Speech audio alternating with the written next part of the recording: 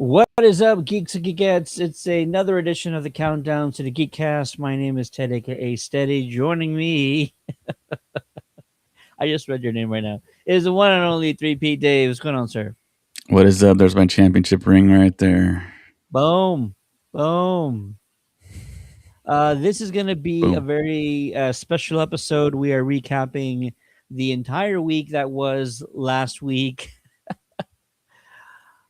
Two shows in one night. Yep, and I will mention that in just a second. This will be our recap to the insanity that was San Diego Comic Con last week. Sort of everything that we had seen. We're going to discuss the biggest news and biggest headlines coming out of San Diego Comic Con last week, as well as I caught the fan event for Spider Man Brand New Day. So I will be giving you my initial thoughts for the movie without spoilers, of course, and that will come up very shortly. But first, I want to congratulate the Countdown City WrestleCast. Hopefully, you guys watched earlier the Countdown City WrestleCast, who's been our second outlet from our media group, who's been around for nearly 8 years, I believe. Just recorded their 400th episode. That's 400 episode of nonstop wrestling talk where they discuss both independent, local, and international wrestling agencies and events. Sometimes two, three, sometimes four events a week.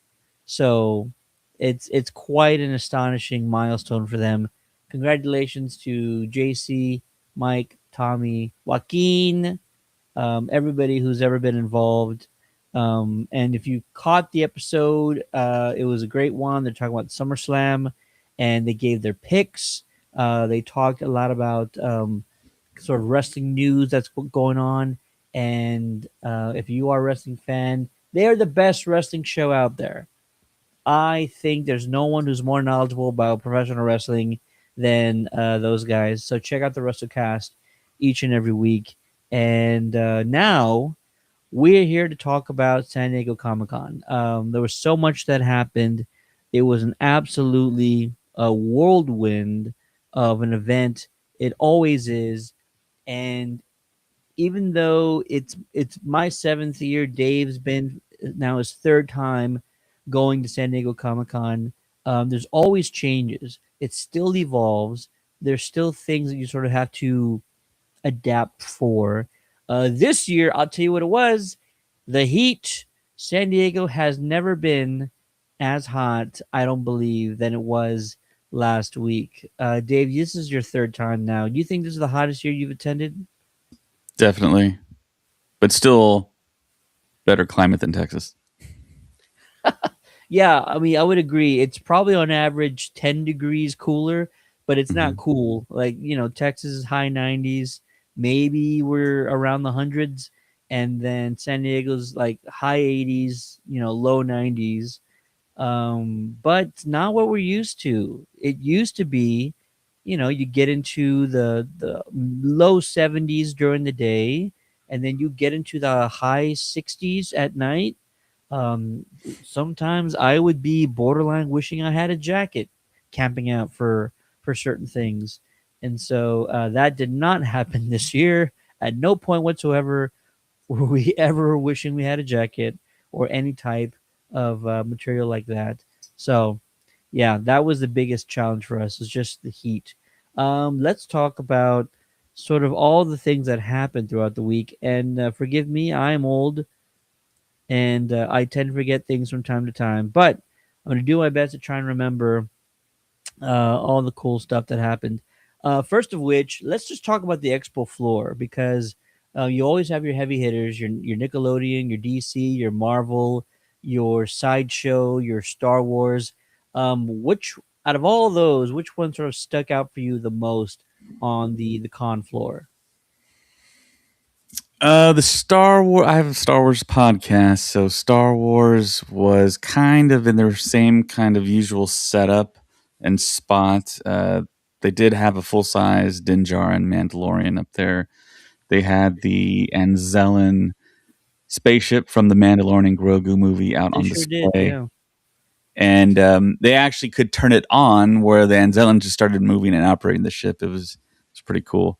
Um, right next to it, though, for the first time ever, they had the Lucas Museum booth where they Mm. were selling merch, and trading cards were given for every purchase.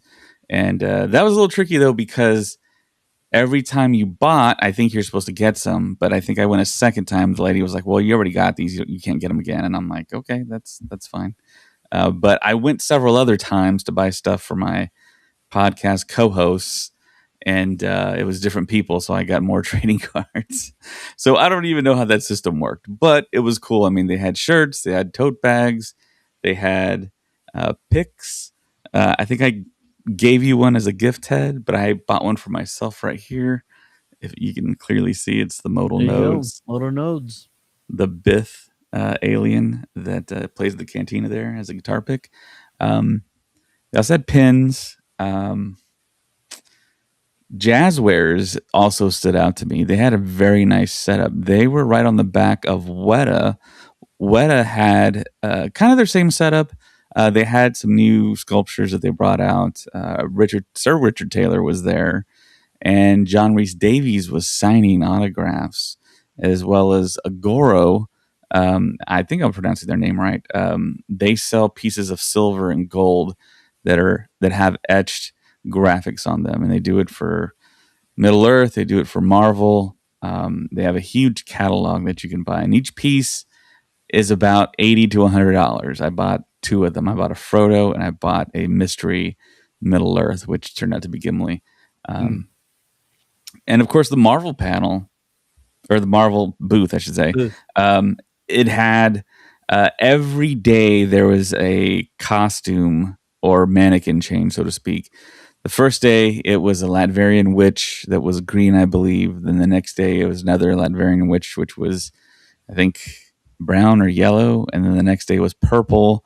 And then the next day I think they had Doom there, straight up Robert Downey Jr.'s costume.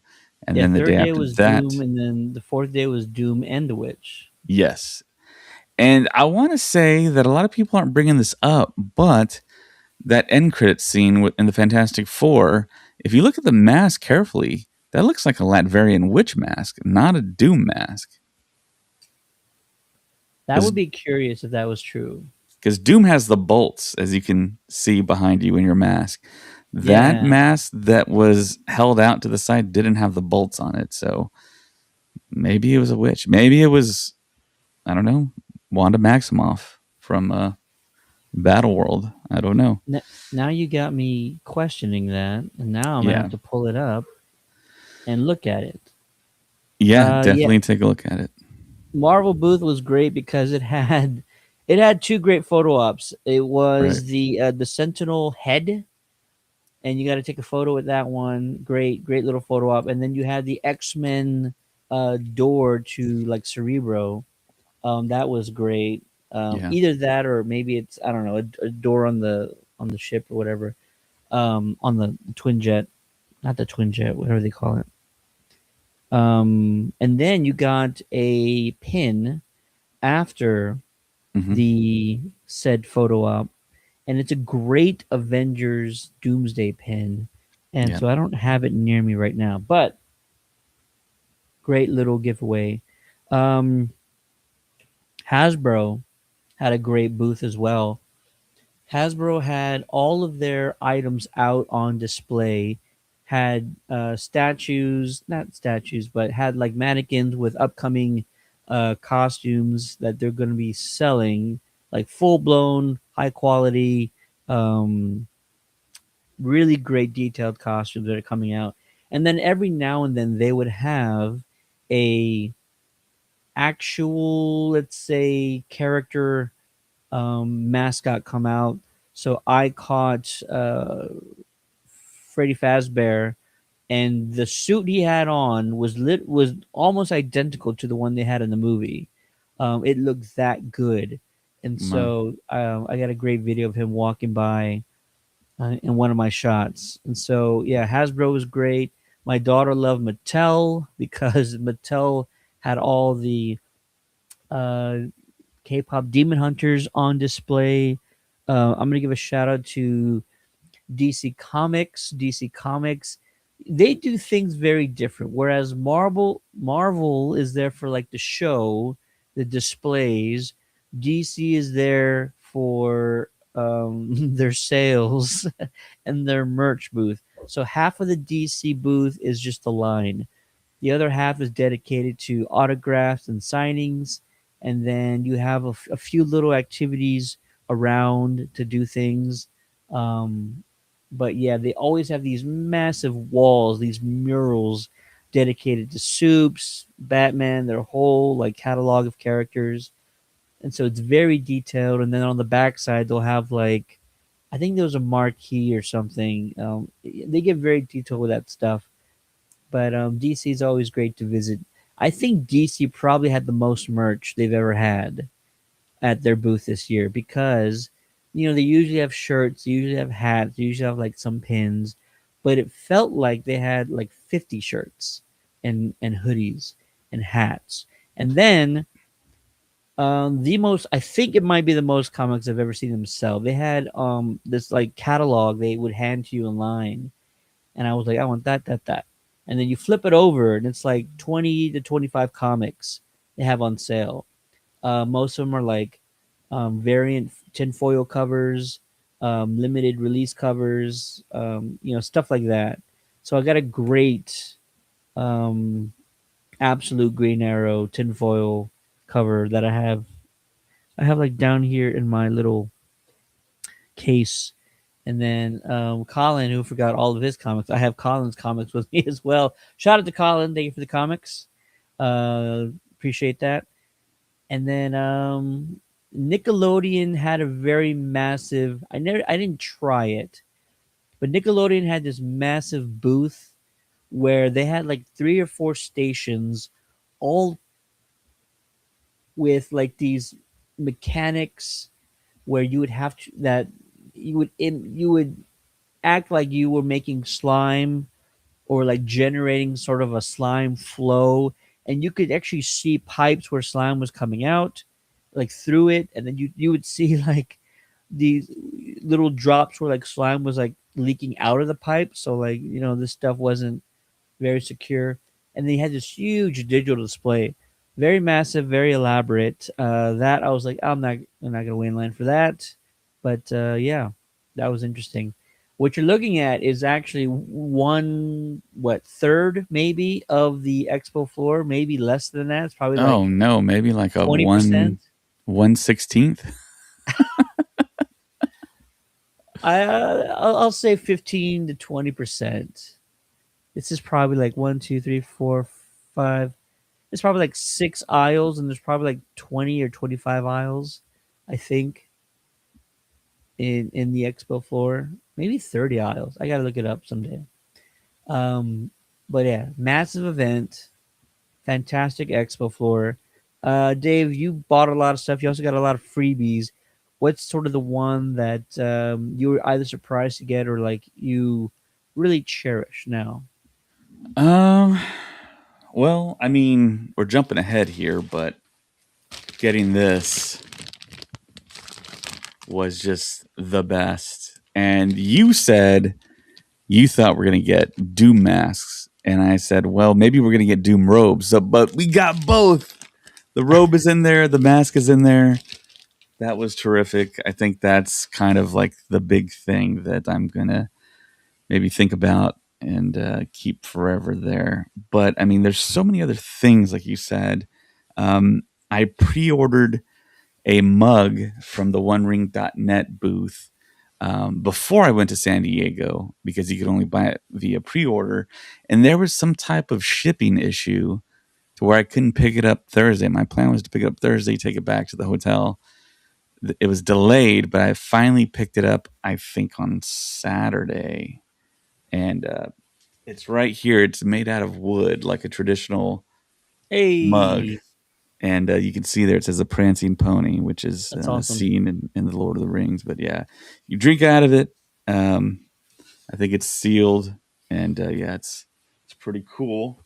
I hung out at the booth at the OneRing.net, I think long enough where they made me an honorary member of the booth and gave me something that you cannot buy, which is the official staff lanyard here. So I noticed they were some people were trying to give them away, and they said, no, that's for staff only. So I got a staff only lanyard. And you mentioned the Marvel booth. We both mentioned it. Yep, Um, with the pen, you also got the little banner that went on the that's bottom of your true. press badge as well. That's true. So I I think like I that. I Um, think do they call them flags or something like that? I think they call them I, flags. I don't And I know. think that was a fan thing first. Okay. Like I think fans, especially at other conventions, I think that was a thing that got started, and so Yeah. fans would like add and add and add these flags to their badges, and Yeah. then all of a sudden, I think either a few years ago or whatnot, Comic Con decided we'll get in on it too. And if I'm wrong about that, I apologize, but I've gone for 11 years now and did not see those early on, but over time those sort of caught on, and so it's a great little addition. Yeah. Also, it was down to our hotel room keys. So Mm. this is what we would check into our hotel room with. Also, the Weta booth, they had really cool lanyards. I got one of these.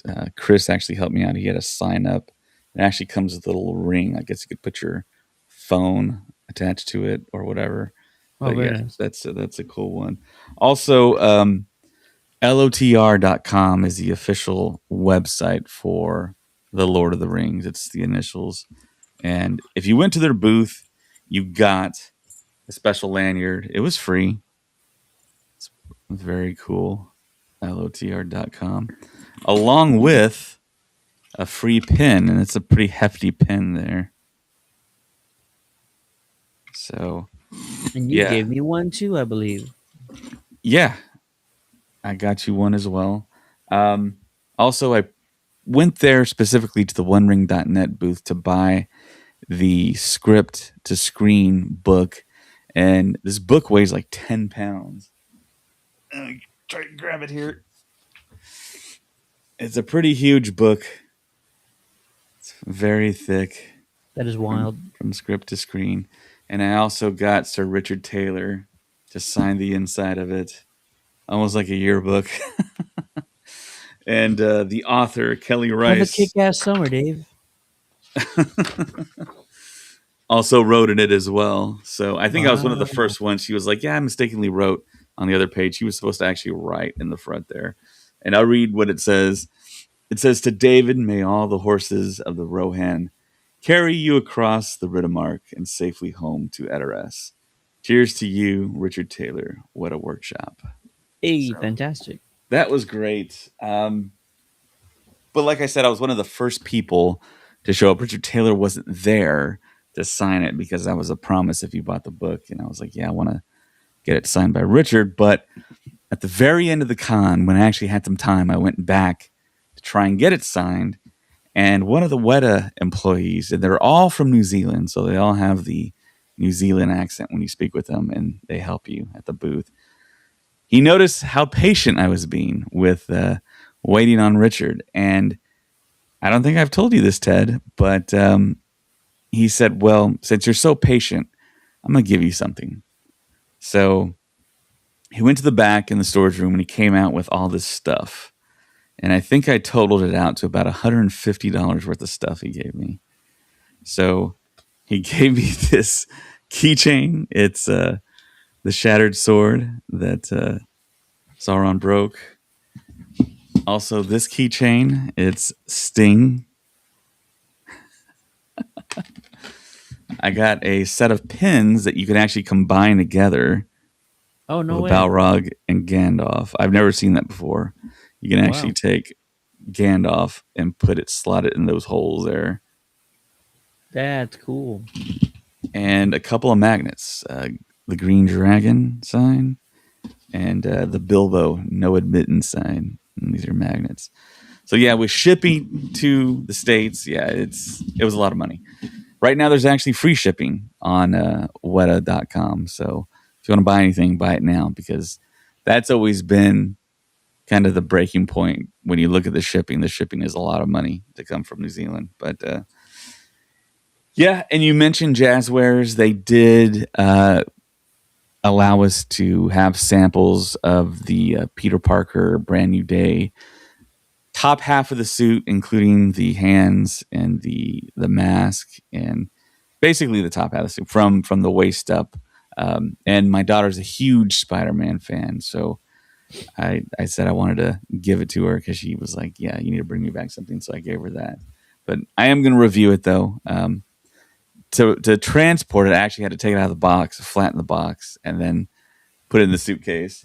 But the other thing that Jazzwares provided to us is this.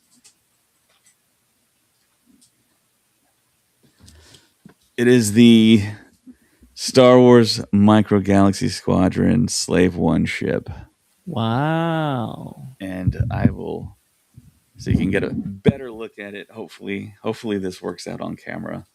If I can be smooth with it, I'll kind of pop the sleeve off here and kind of give you a better view of what it actually looks like. So it's the prototype Slave One, Okay. as you can see there. Yeah. So yeah, super cool. I'm thankful to Jazz. She's really nice, very cooperative with me filming and taking pictures and hanging out at the booth and getting a actual kind of rundown of all the products they had. They had everything from K-pop Demon Hunters to AEW wrestling to Squishmallows, I believe. They also had a Star Wars Din Djarin costume.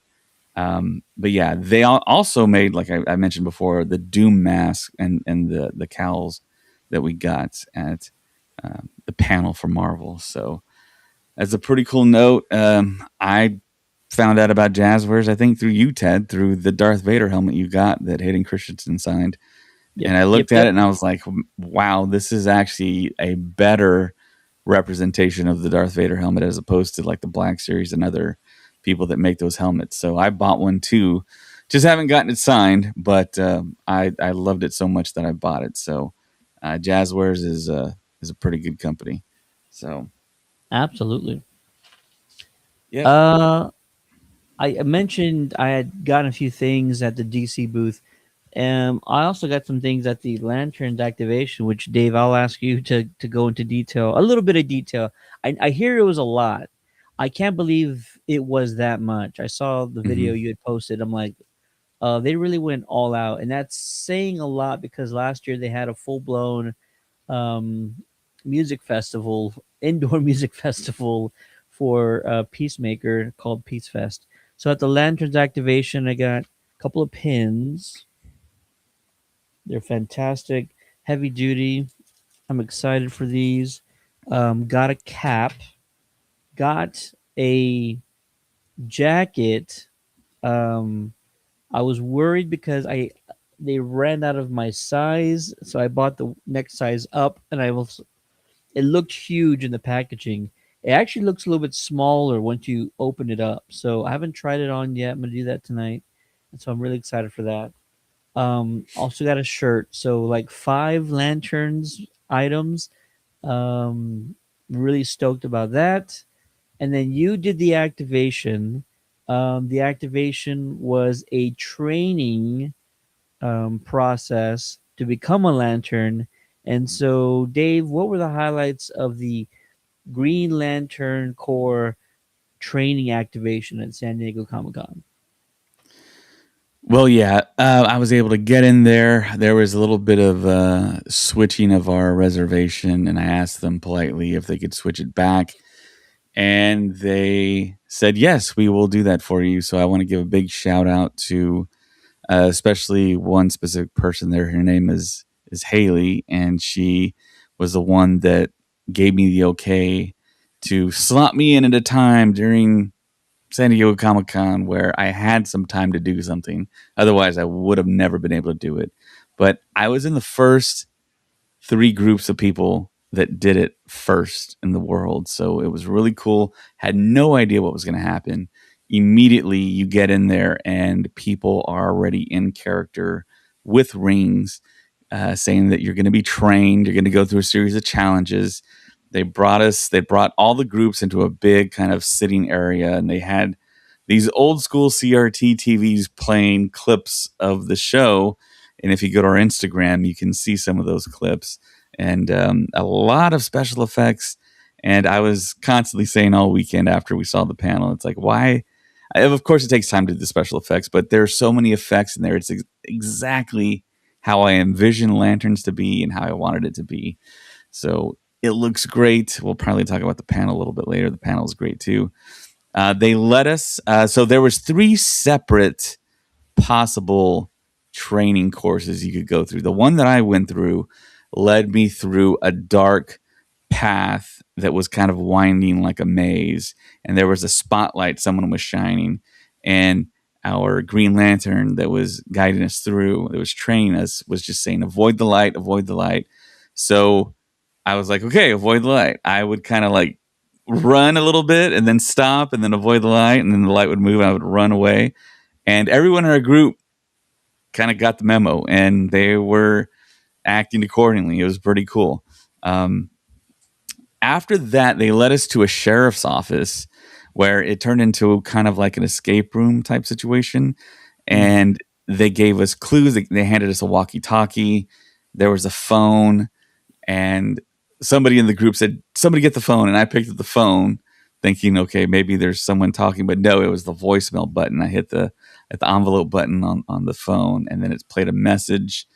And then there was like a big like board with clues, and it told you what you were trying to look for. And there was a filing cabinet. You pulled out a map and you matched the board to the map. And then we got a passcode. We moved on from there to the third challenge, which was a test of courage and bravery. It was a fear of heights test.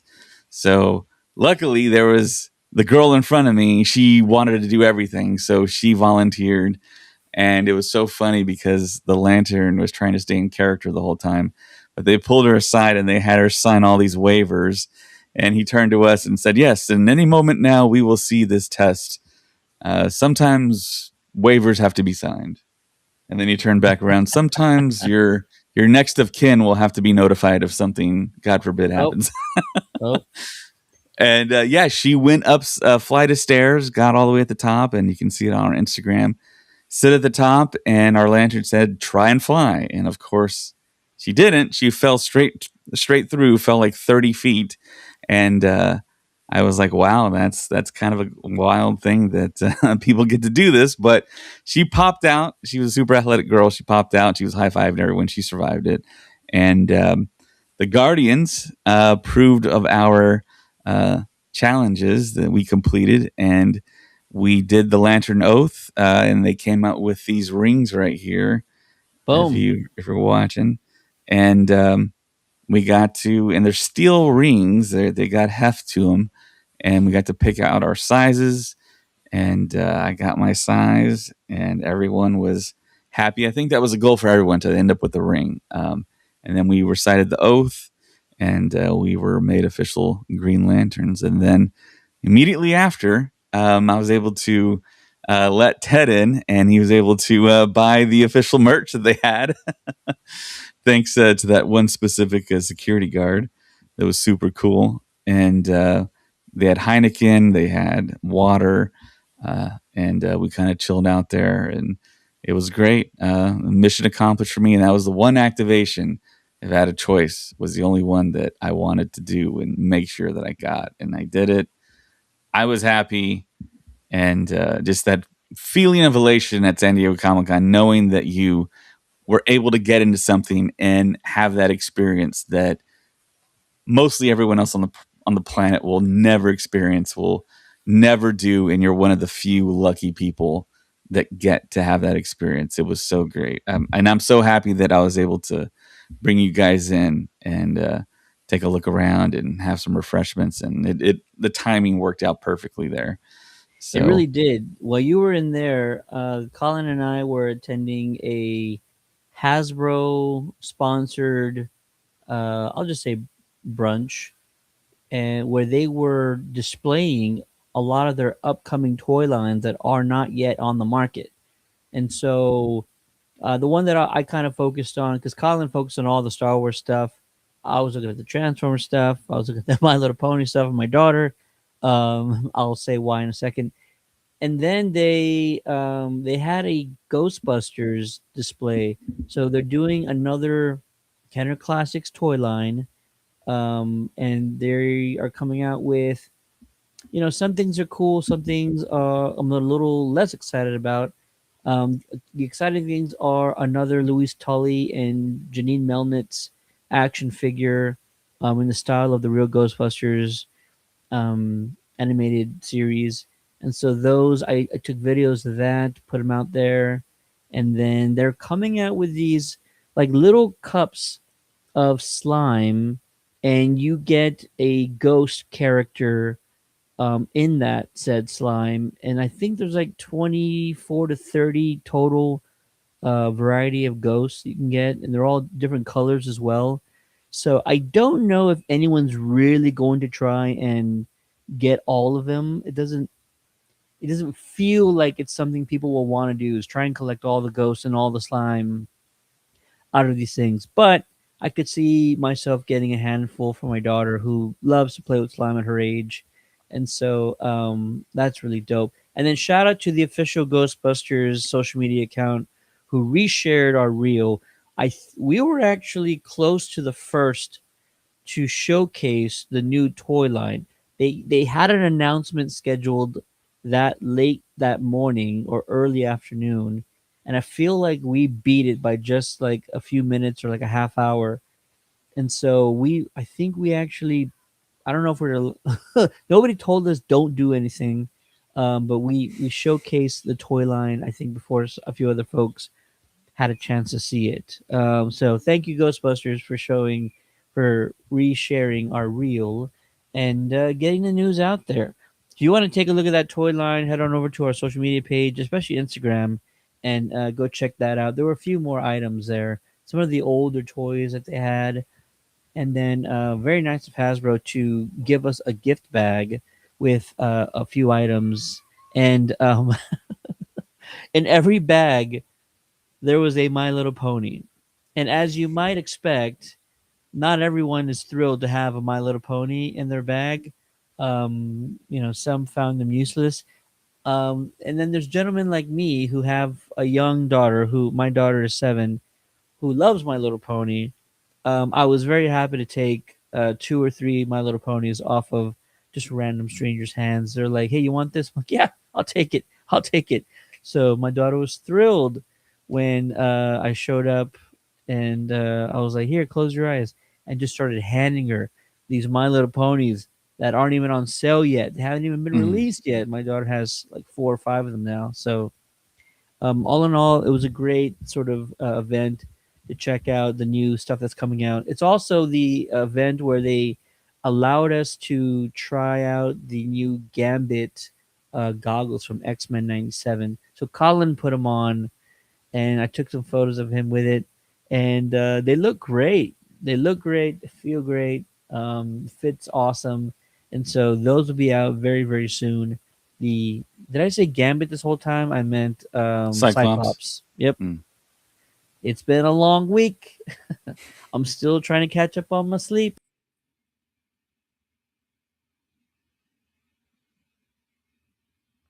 And now Ted is frozen. Maybe I'll continue the podcast here while Ted maybe reconnects, unless he is watching me right now, unless I'm frozen. I don't know. Um, I know we are live, and you're back, Ted. Yeah, there you go.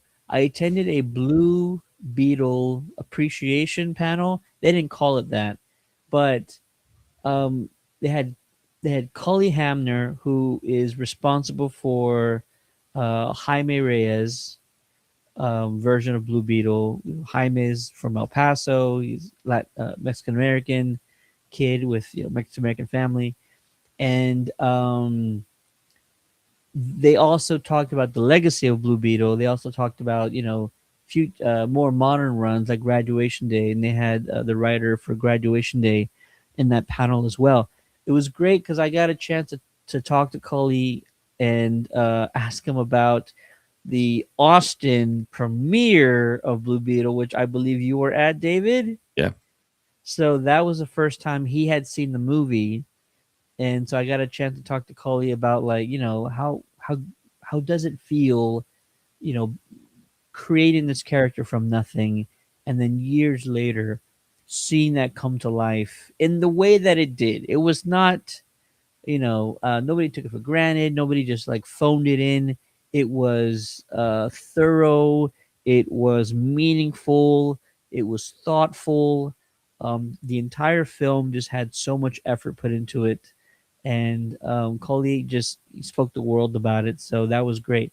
Did you know Blue Beetle is the second oldest? It's either DC Comics character or the second oldest comic book character in history. Did you know that? I did not know that. Yeah, not very many people do. And they laid it all out.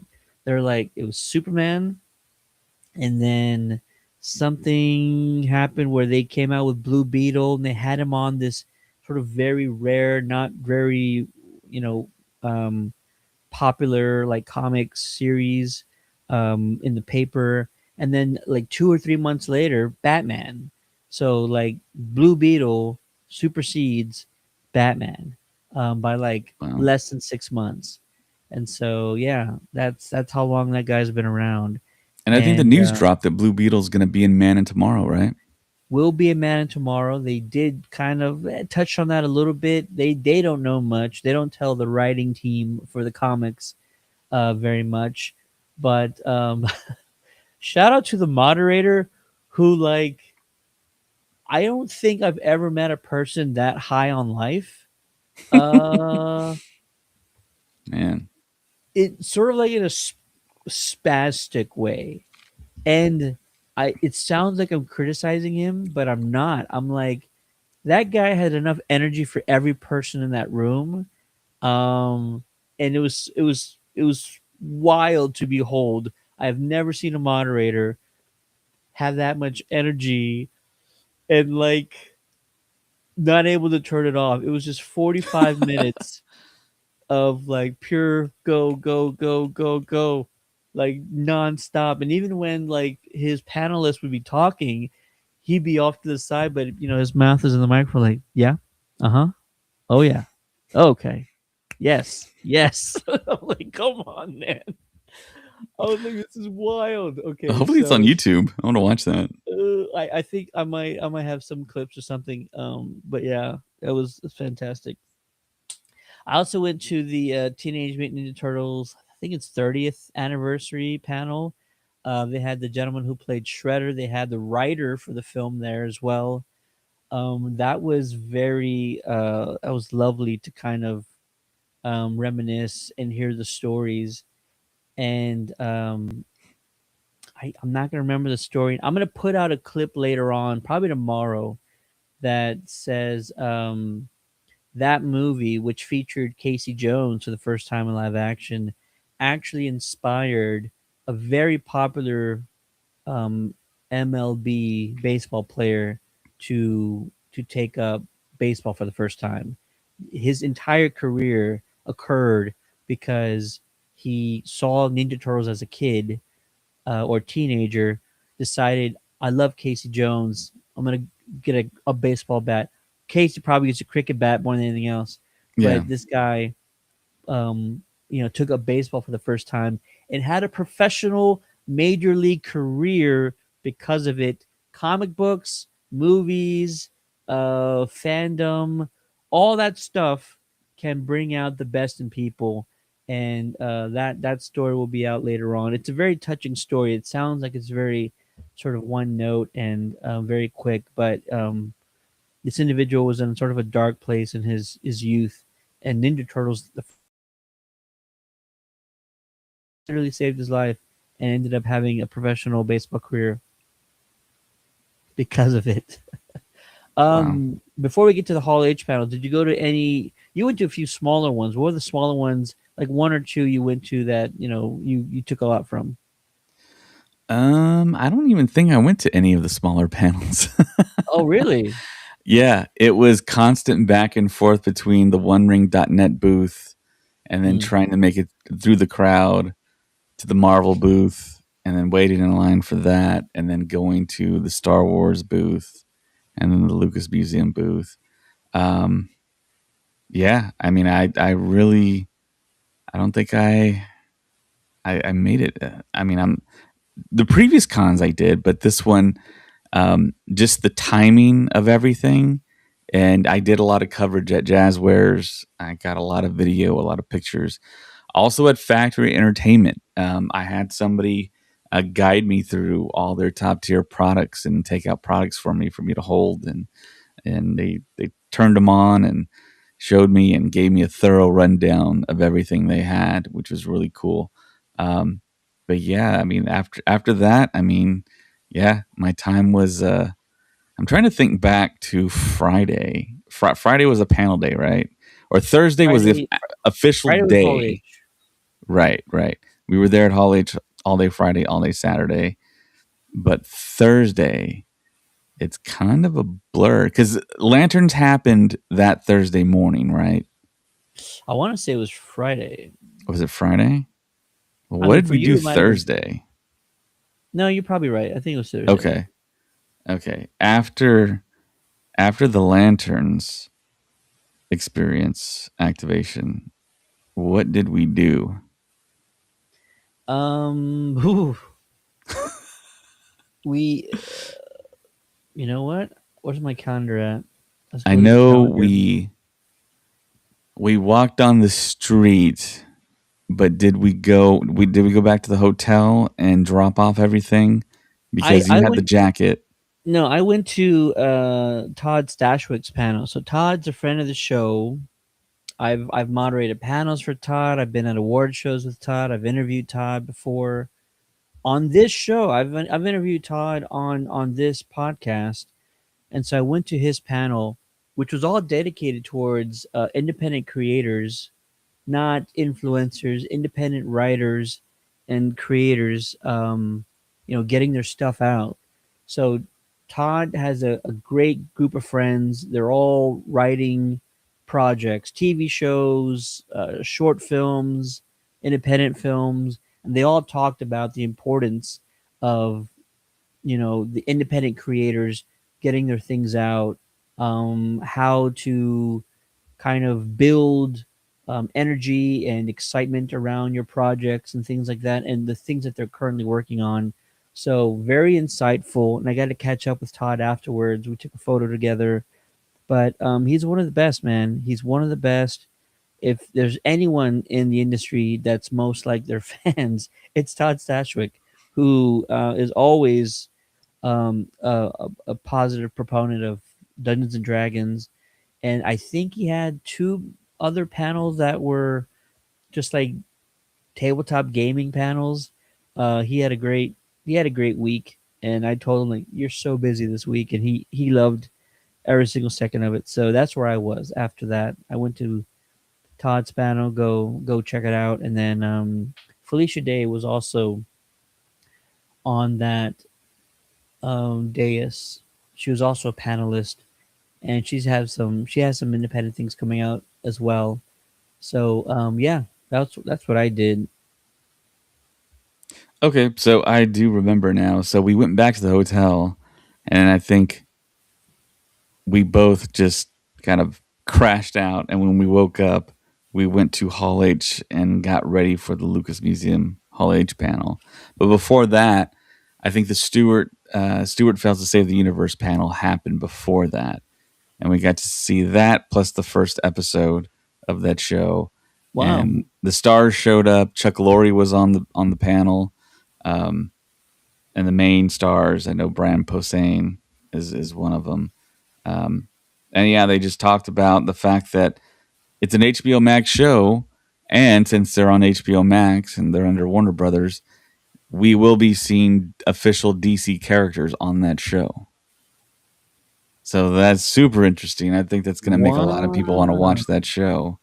Um, and then that was a big takeaway from that. And then, of course, the Lucas Museum Hall H panel.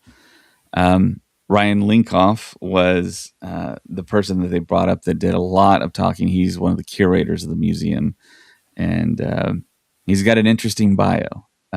He's a fan of pop culture. He's a very young guy, fan of pop culture. He's from USC, just like George Lucas. Kiki Palmer was the moderator. Also, there was Seth Green and I believe Jim Lee. And there's some pieces from Jim Lee that are going to be at the museum. And he kind of made a comment like he did not see his pieces, but he wasn't there for his work. He was there for everyone else's work. And they Hmm. kind of specified that there's different sections of the museum named after specific artists. And they talked about Star Wars Detours. And if you know about that, that is a show that Seth Green developed with George Lucas that never was aired on TV or the internet. But episodes do exist, and specific episodes will be curated, and you'll be able to watch them at the Lucas Museum for the very first time for the public. So that's super Amazing. cool. That's kind of the big news that came out of that. That's worth the Um, price of admission right there. yeah, yeah. There's, I mean, that museum, the idea behind that museum is so cool because I don't think there's another museum like this on the face of the planet where you No. can walk in there and see classic art, modern art from the 40s, the 50s, the 60s, the 70s, the 80s, the 90s. I mean, pages from comic books put up on the wall that you This can is see near from Iron Man and Black Panther, Yeah, this is statues, narrative art, so it's anything dealing with comics, film, or television, right? or maybe literature as well. Right, right. And statues. I mean, all different types of art are going to be in there. Of course, being big Star Wars fans, you're going to see the N1 Starfighter from The Phantom Menace and General Grievous on his wheel bike from Revenge of the Sith. Um, and I believe there's going to be an R2 and 3PO, like there should be. But it's more than just Star Wars. It's Norman Rockwell. It's civil rights art that you've seen in the past, and George has collected a lot of it. And Jim Lee did talk about on the panel where he visited Skywalker Ranch and he went to the basement and he saw all that art that's going to be in that museum. And he's like, how is this not displayed anywhere? And now officially it will be displayed in this museum that's just state of the art. Two massive theaters. Um, there's a gift shop. I mean, there's several levels, and it's a whole unique place. And hopefully, both of us will get to go there at some point this year and check it out. Um, so yeah, that was a big takeaway from the panel. Lovely panel. Lucas Museum. We're supporting you guys. So that was, I think that was the end of Thursday, and I think Thursday was the fandom party at our hotel, and we There were was able there to was a attend few that. there's a few events, and the first one that kind of took place was at the House of Blues. It was a Transformers 40th anniversary concert with themed rock bands that played music that's sort of in the vein of Transformers. It's not covers, but a lot of the music is like if you were in the universe of Transformers, this is the music that a rock band would be playing. And then to open the night was Britta Phillips, who, if you know that name, she is the vocalist who sang all the songs on the '80s animated series Gem and the Holograms. Britta, who is already today like a musician, and she's still playing and recording. She doesn't do gem concerts very often, but I'm letting you know this is some of the hardest music to sing if you're a vocalist, and I know this because I've been performing for over 20 years, and so whenever I would listen to the songs, I'm sort of hearing and analyzing it from a vocalist perspective, and I'm telling you these are so difficult to sing. And so, nearly 4 decades later, she's now on stage, big wig, pink neon leather outfit. She wanted to look just like the character, and she killed it. She probably played 10 or 12 songs, and she did absolutely incredible. And our social media has been blowing up with Gem fans asking, "Where was this? How did I not know?" And we're letting everybody know now. You can see Britta sing again September 11th through the 13th, I believe, back in San Diego for the Gem and the Holograms convention, also known as GemCon. Go to GemCon on social media and find out more about it, where it's at, who's going, and you might even see us there. Let's just say that. So we'll see what happens with that. But after that concert was over, also I'm letting you guys know, sold out show. This Transformers slash Gem event, standing room only, surpassed the allowable limit for people to be in the concert venue area. And so they actually had to turn people away because they had reached maximum capacity. These were not free tickets, these were not cheap tickets. And so I don't know if those folks got refunds. I really hope they did, because I would have hate to have been turned away from this event. So it was Britta Phillips and then two other bands that all played like incredible music, and then every now and then they'd have like a Transformers or like a Cobra Commander cosplayer come out and like do a bit, and it was a lot of fun. It was a great night. And then after we left, we joined you and Chris, because Billy Joe from Green Day has a cover band that we all found out about, and he played some great hits, 80s, some 90s. He sounded phenomenal, and it was perfect way to end night one of San Diego Comic Con.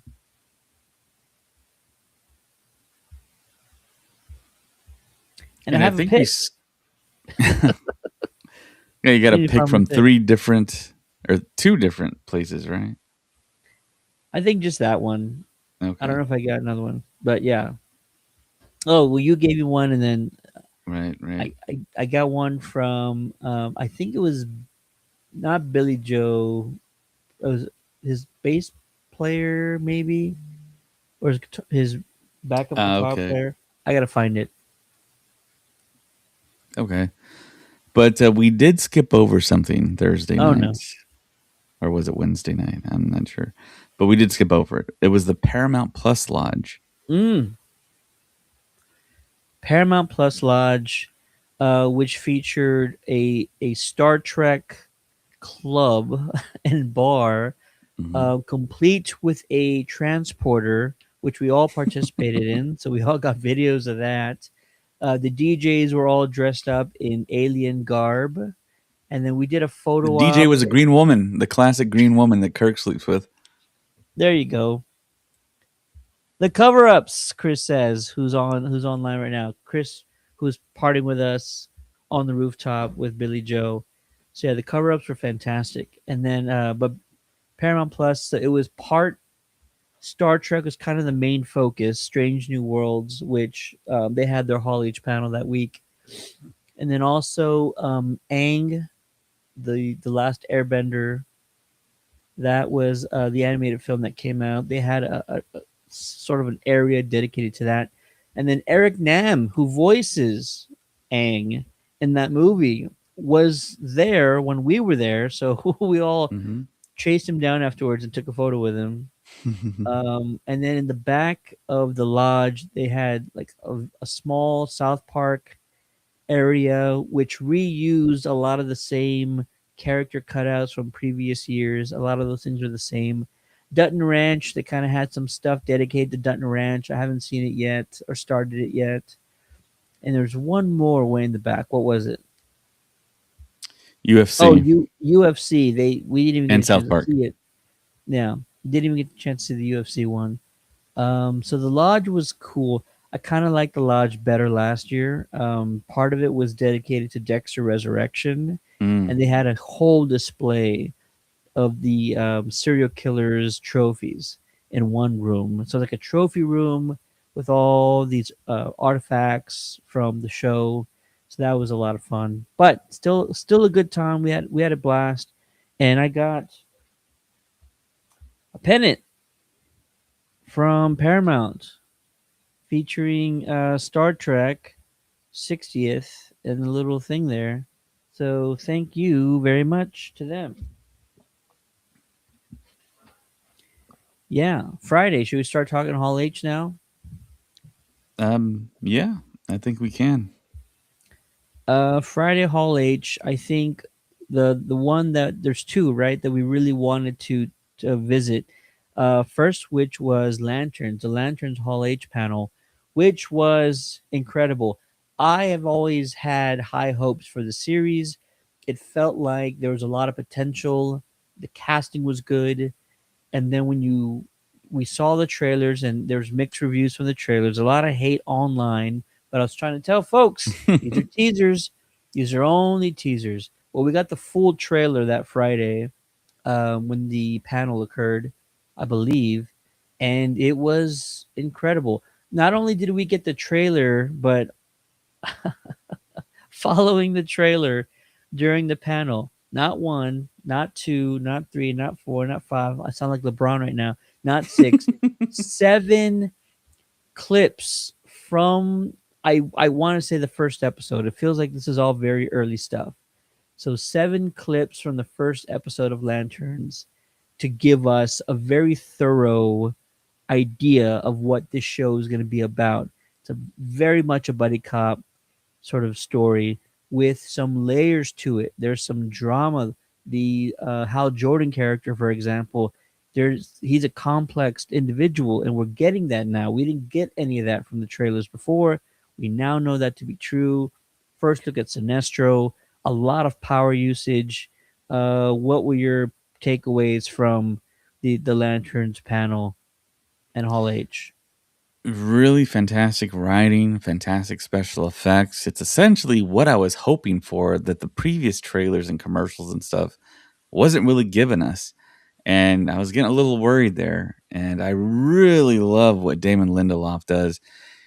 He was one of the main writers for Lost, the TV show that ran for so long that had the very controversial ending. I thought it was fine. And then he did Prometheus, which was another controversial movie. I ended up loving that movie, no matter what kind of indifferences I had with it. And then the Watchmen TV show on HBO Max was incredible. People don't talk about that enough. If you haven't seen it, go watch it. It is incredible. Oh yeah. Um, but yeah, having him on stage and then Kyle Chandler, then Aaron Pierre as Jon Stewart, and then a couple more cast members, and then a surprise appearance by Nathan Fillion. He runs up on stage and he does his Nathan Fillion shtick, which is great.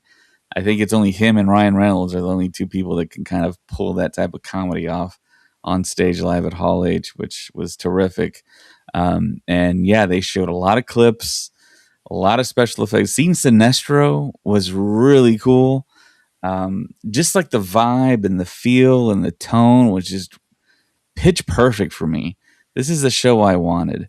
This is what we're gonna get. It's adult. It's on HBO Max. It drops August 16th. So check out our IG. Like I said before, I did the Lanterns activation, and you get to see a little bit of clips in there as well. So I was pleased. I was delighted. As soon as they walked off, I got Nathan Fillion to sign my ring, as well as Aaron Pierre. So I have two lanterns on it. Kyle Chandler got away from me. I was going to have him try and sign the bottom of it, but he kind of got away. But yeah, overall, I'm pleased with it. I think James Gunn is happy with it. I'm glad I have the showrunner and Damon Lindelof heading it up, and I think we're going to see some really good things from this show. You nailed it. And then you mentioned Damon Lindelof. I love the Watchmen series. I loved the Watchmen series. And so once that happened, I was like, anything Damon wants to do, I'm down for it. As soon as I Yeah. saw him tied to this project, I was like, yep, we're in for something special.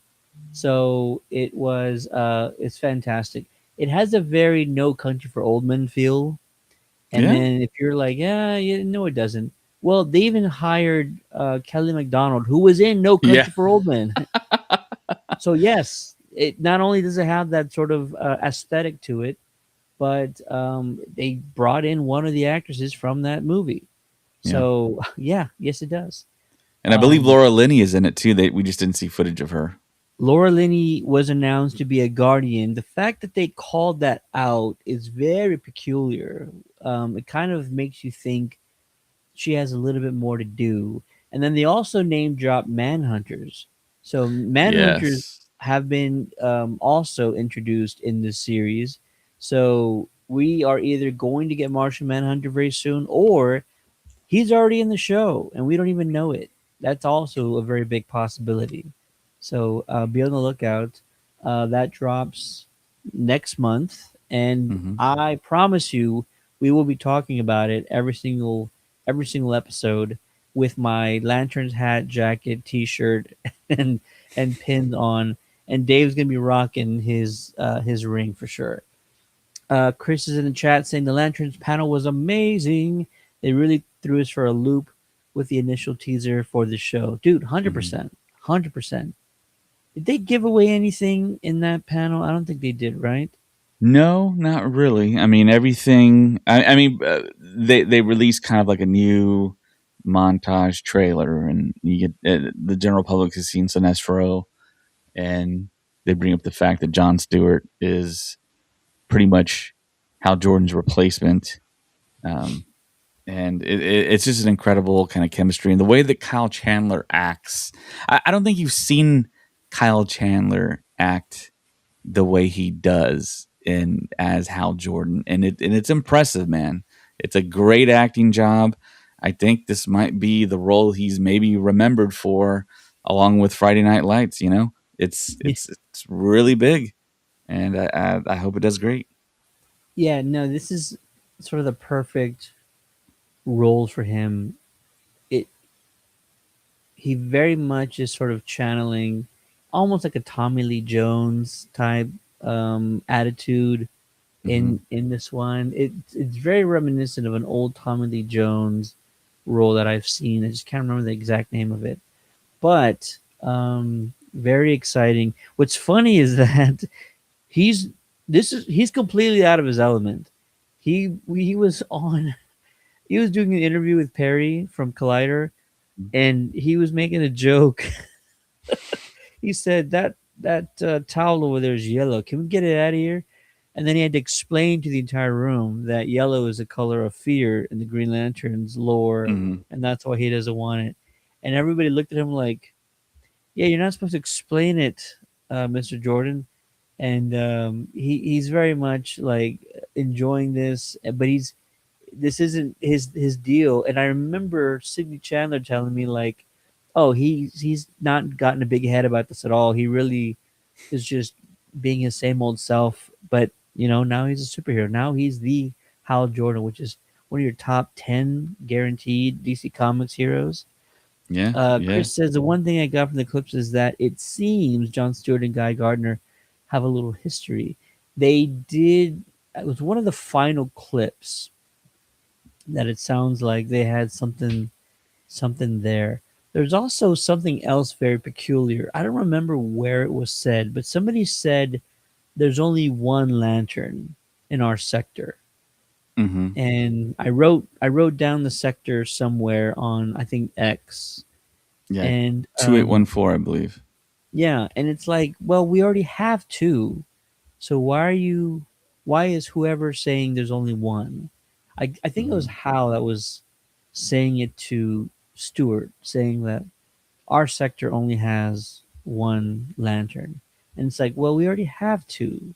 And Gardner's in the show.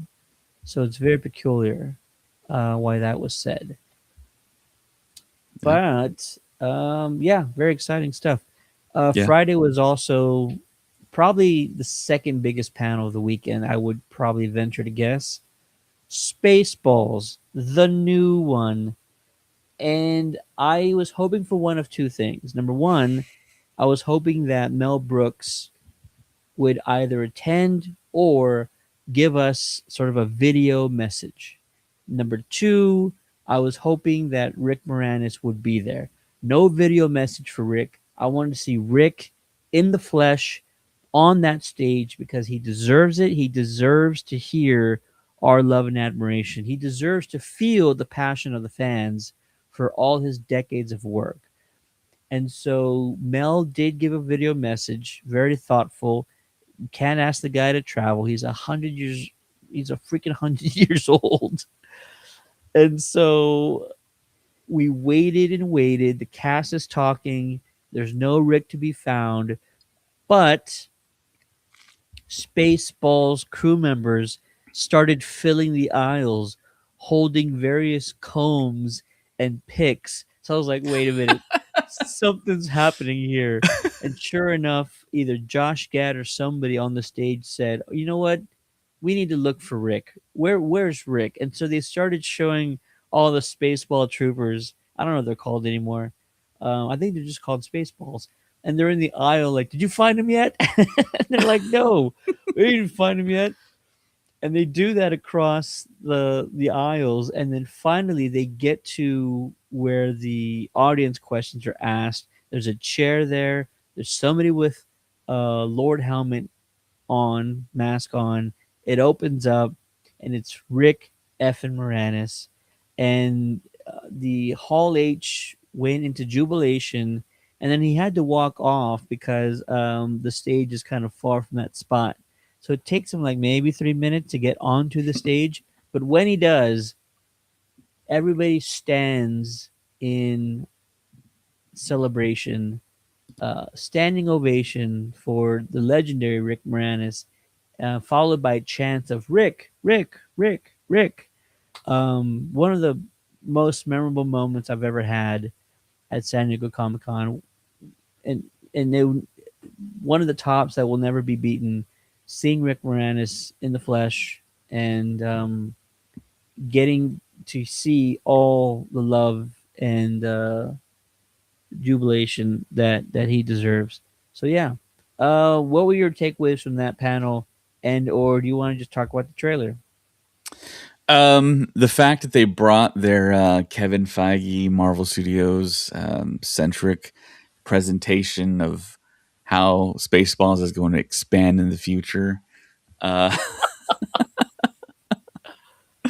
and yeah, That was everyone was just wild. laughing about that and the hilarity of it all. It's such a great joke for Hall H, very Hall H specific joke, and yeah, that's just awesome that they did that, and the fact that they were just constantly referencing the Force Awakens in their jokes as well. It was, I mean, I didn't take any offense to it. I mean, I know Spaceballs is a parody to Star Wars, and it was uh, it was pretty good. I really enjoyed that.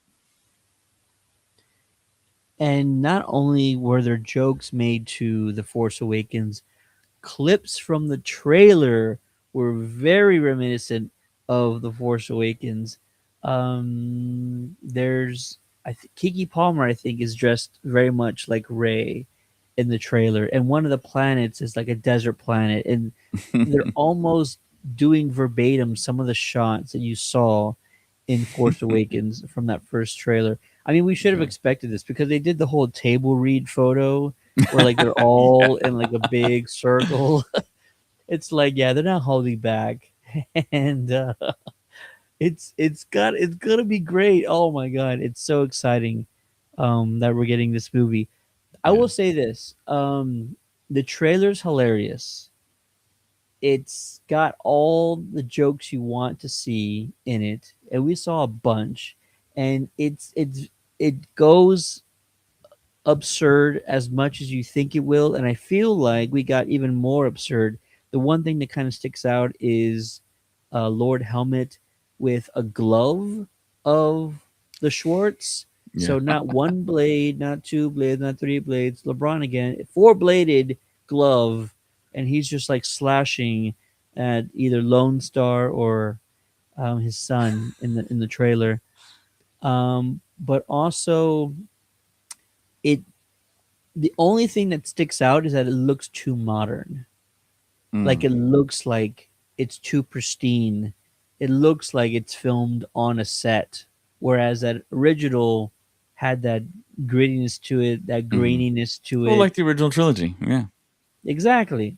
So I feel like they need to change it a little bit so it doesn't look like it almost looks like it's a Broadway play. Like you're filming a stage on Broadway. It just looks too clean and looks too much like you're on a set. And I hope they fix that. But if they don't, it's gonna be fine. It's not gonna break it. Not gonna be a deal breaker for me. But yeah, you know what? We probably could get.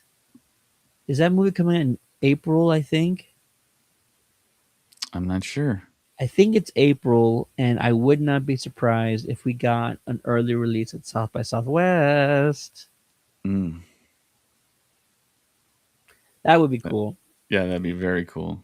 Hopefully, Daphne Zuniga shows up. That'd be great. And That'd be Kiki. great. Rick again, bring Rick to everything. And the fans got a poster. It's that two with the comb going Mm. through the sand. So thank you for the poster from them. But yeah, hilarious panel. Kevin Smith was moderating. There's probably not a more perfect guy.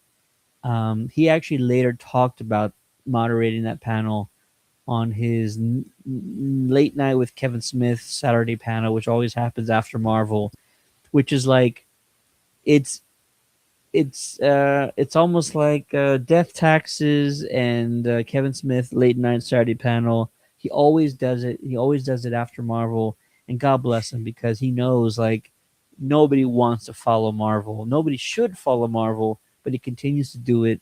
And yeah, he's gonna be in San Antonio very soon in September. So come check him out. All right.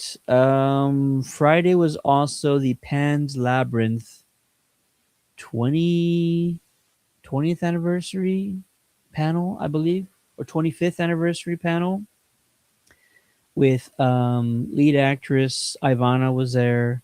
Guillermo del Toro was there. His cinematographer was there as well, who's also named Guillermo. And I forget who the moderator was. It might have been Frosty. But fantastic panel. And we all got, well, I take that back. We didn't get anything at the panel. What we did get was I went to his after party where we got a 20-minute glimpse of the Pan's Labyrinth re release that he personally rotoscoped for 3D. So we're getting Mm. a 4K 3D release on his birthday, October 9th. He's a Libra, just like me. And it's going to be in theaters maybe one day only, but it's all going to be in 3D, and you have to go see it because it looks incredible. Looks incredible, sounds incredible, and he had spent months on it. So go check it out when it drops in theaters. But great panel. Um, it means so much to so many people. It's one of those films where you don't really understand how many people it's inspired, but it's this dark fantasy tale that it's tragic, and there wasn't a lot like that ever. All your fantasy stories have happy endings. This one is so dark. It's so scary at times, and yet it's sort of like this kid's fairy tale of a film. But yeah, um, we got some glasses, 3D glasses I'm going to take with me.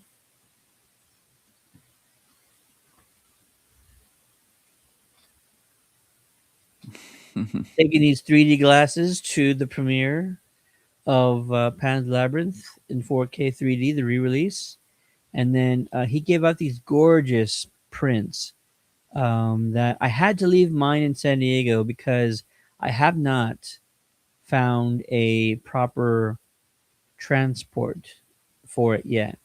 Um, I left it with a friend. I said I'm going to come back for this next month, so I'm going to go back and get my Pan's Labyrinth poster when I go back. Um, I think the moral of the story is yes, take a poster to San Diego because there's lots of posters that you'll be collecting. take a poster too, but also like there's some that we did not expect to get high quality posters. Like we got a Doomsday poster that is very thick, and I did not want to roll that one. I still haven't. I have it in a poster, a top loader, and it fits really well. So And why then didn't you that want to roll it? What does that do to it? you roll it and you have a chance of like putting in creases or like little dents or like little Uh, flaws into it that you didn't want to put in the first place. So I found a comic shop and they sold top loaders that were big enough to fit that in. So I put my Spaceballs poster, my Doomsday poster, in that one. The Doomsday poster, I thought I just saw. Keep talking, keep talking. I think I saw the poster here somewhere. yeah. So there's a few panels I think we skipped a little bit. There was a Blade Runner 2099 panel that happened. Talk about it. And we got Michelle Yeoh on the stage along with Hunter Schafer and some of the creators, and they did show us a trailer, some never before seen footage.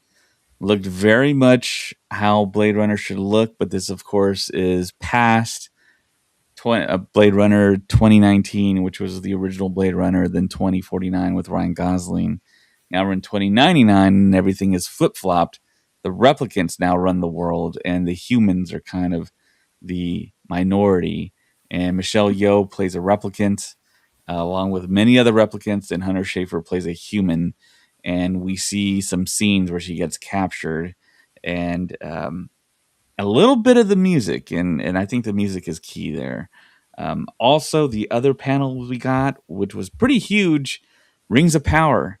We got a lot of the cast to show up. We got the showrunners, I believe JD Payne, and we got a new trailer, and we got some footage, and of course the reveal that Jamie Bowers is going to play Lord Celeborn. He was on stage, and the crowd was loving him. And we got two, or actually, we think we got four, two on each side of the stage, ring wraiths from the show that wore very, very familiar looking crown masks, very akin to some of the prior drawings prior to what Peter Jackson did with the ring wraiths. They were very cool, and we get to see a lot of them in the trailer. There was also talk of the Nazgul that the ring wraiths fly in the show. We'll get to see them. That they are actually descendant from eagles, and they became fell beasts and became what the Nazgul rides, which is a very interesting concept. Also, we're gonna have the Balrog speak in the show, and it's gonna be voiced by none other than Simon Pegg, Yeah. which is also an interesting factoid. And for the first time, we'll see the Balrog not in full flame, but in a simmering blue flame, kind of on low level flame. Low level aggression, I guess, for the Balrog. But having the Balrog speak, I want to see how that turns out. I want to see what they do with Simon Pegg's voice. Um, yeah, the cast was lovely. Also, we got a Dead City panel, Walking Dead spinoff show. Of course, Lauren Cohen and Jeffrey Dean Morgan were on stage, and they talked about the future of The Walking Dead. And I was in the press cage for that. And when they walked off, Jeffrey Dean Morgan did what Norman Reedus did last year, where he walked up to the edge of the stage and he started taking objects from the crowd and signing them, which the crowd is not allowed to do that. But Jeffrey Dean Morgan did it anyways, and it caused a big stir, just like last year with Norman Reedus. And security was trying to clear out everyone, and it was an interesting sight to behold. But Jeffrey Dean Morgan, man, he stayed as long as he possibly could. He crouched down, bent knees like a baseball catcher, and signed every single thing he possibly could before it was unreasonable to be out there. And of course, there's a tight ship on Hall H, and people got to move out for the next thing. And he gave me a fist bump when he got back up, and it was really cool. And I think after that, that night, we headed out to back to our hotel room, and I think down below was the IGN party, and we saw Jamie Bowers on the ones and twos there as a DJ, uh, practicing before the big party. And we had our own very big party to go to, which is our San Diego Comic Con tradition, which was Mosh Isley. You and me and Chris went, and I think we had a good time. It's always a really good time over at Mosh. It's an emo Star Wars party. It's like a big rave, and I picked up some merch, a pin, a patch, a few shirts. They actually gave me a couple of shirts for free, which is great. Um, and yeah, we had a lot of fun. And then I think after that, did we do something else? Or No, I think I actually went home after that because I was tired, and I think you and Chris went out to a bar and hung out a little bit more. yeah, we just hung out a little bit more, but nothing crazy. Um, I think I'm getting too old for Mosh. If I if I do say so myself, I think I'm aging out. So I'll see what's happening next year, but I might Yeah, skip Mosh you might for skip it. next year. No offense to those guys. It's a lot of Yeah, fun. It's a good time. It's always in the same venue, which always gets really hot, yeah. and that might have something to do with it. But it also ends early. Does it end at 11? No one did it at midnight. Ended at midnight. All Yeah, right. Still kind of early for a Friday, but yeah. it's fine. It's fine. Well, it gives you time to do post parties and stuff, after parties. Chris said Mosh was great. Chris, I think this was your first Mosh, if I'm not mistaken. Is that right? No, he's been to a few. He's No, been but to the ones first at in San Diego. MegaCon. I think first in San Diego. Yeah. Yeah. So yeah, the next day that was a big day for us. We got the Star Trek 60th anniversary panel, which was huge. Yeah. Yeah, members from series from across the 60 years showed up. George Takei, Rebecca Romaine. Um, who else was there? That I think Michelle Hurd. Michelle Hurd was there. Yeah, Jerry O'Connell was there. yeah, it was terrific. They talked about usually what we end up talking about with Star Trek. Just it's almost like a utopic environment where every race and gender is kind of equal and we're getting along. It's the future, and it's what the present should really be. It doesn't matter who you are. It's us doing exploration on behalf of humanity and every other type of alien race that we encounter, and discovering new life and new civilizations, exploring space. And it was so eloquently said, I think, between George Takei and Michelle Hurd about how powerful it was in the 1960s to see an African American woman on screen where little girls could look up to her and aspire to be what Uhura was. And it was so moving, so powerful. George Takei spoke about it. It was great seeing him.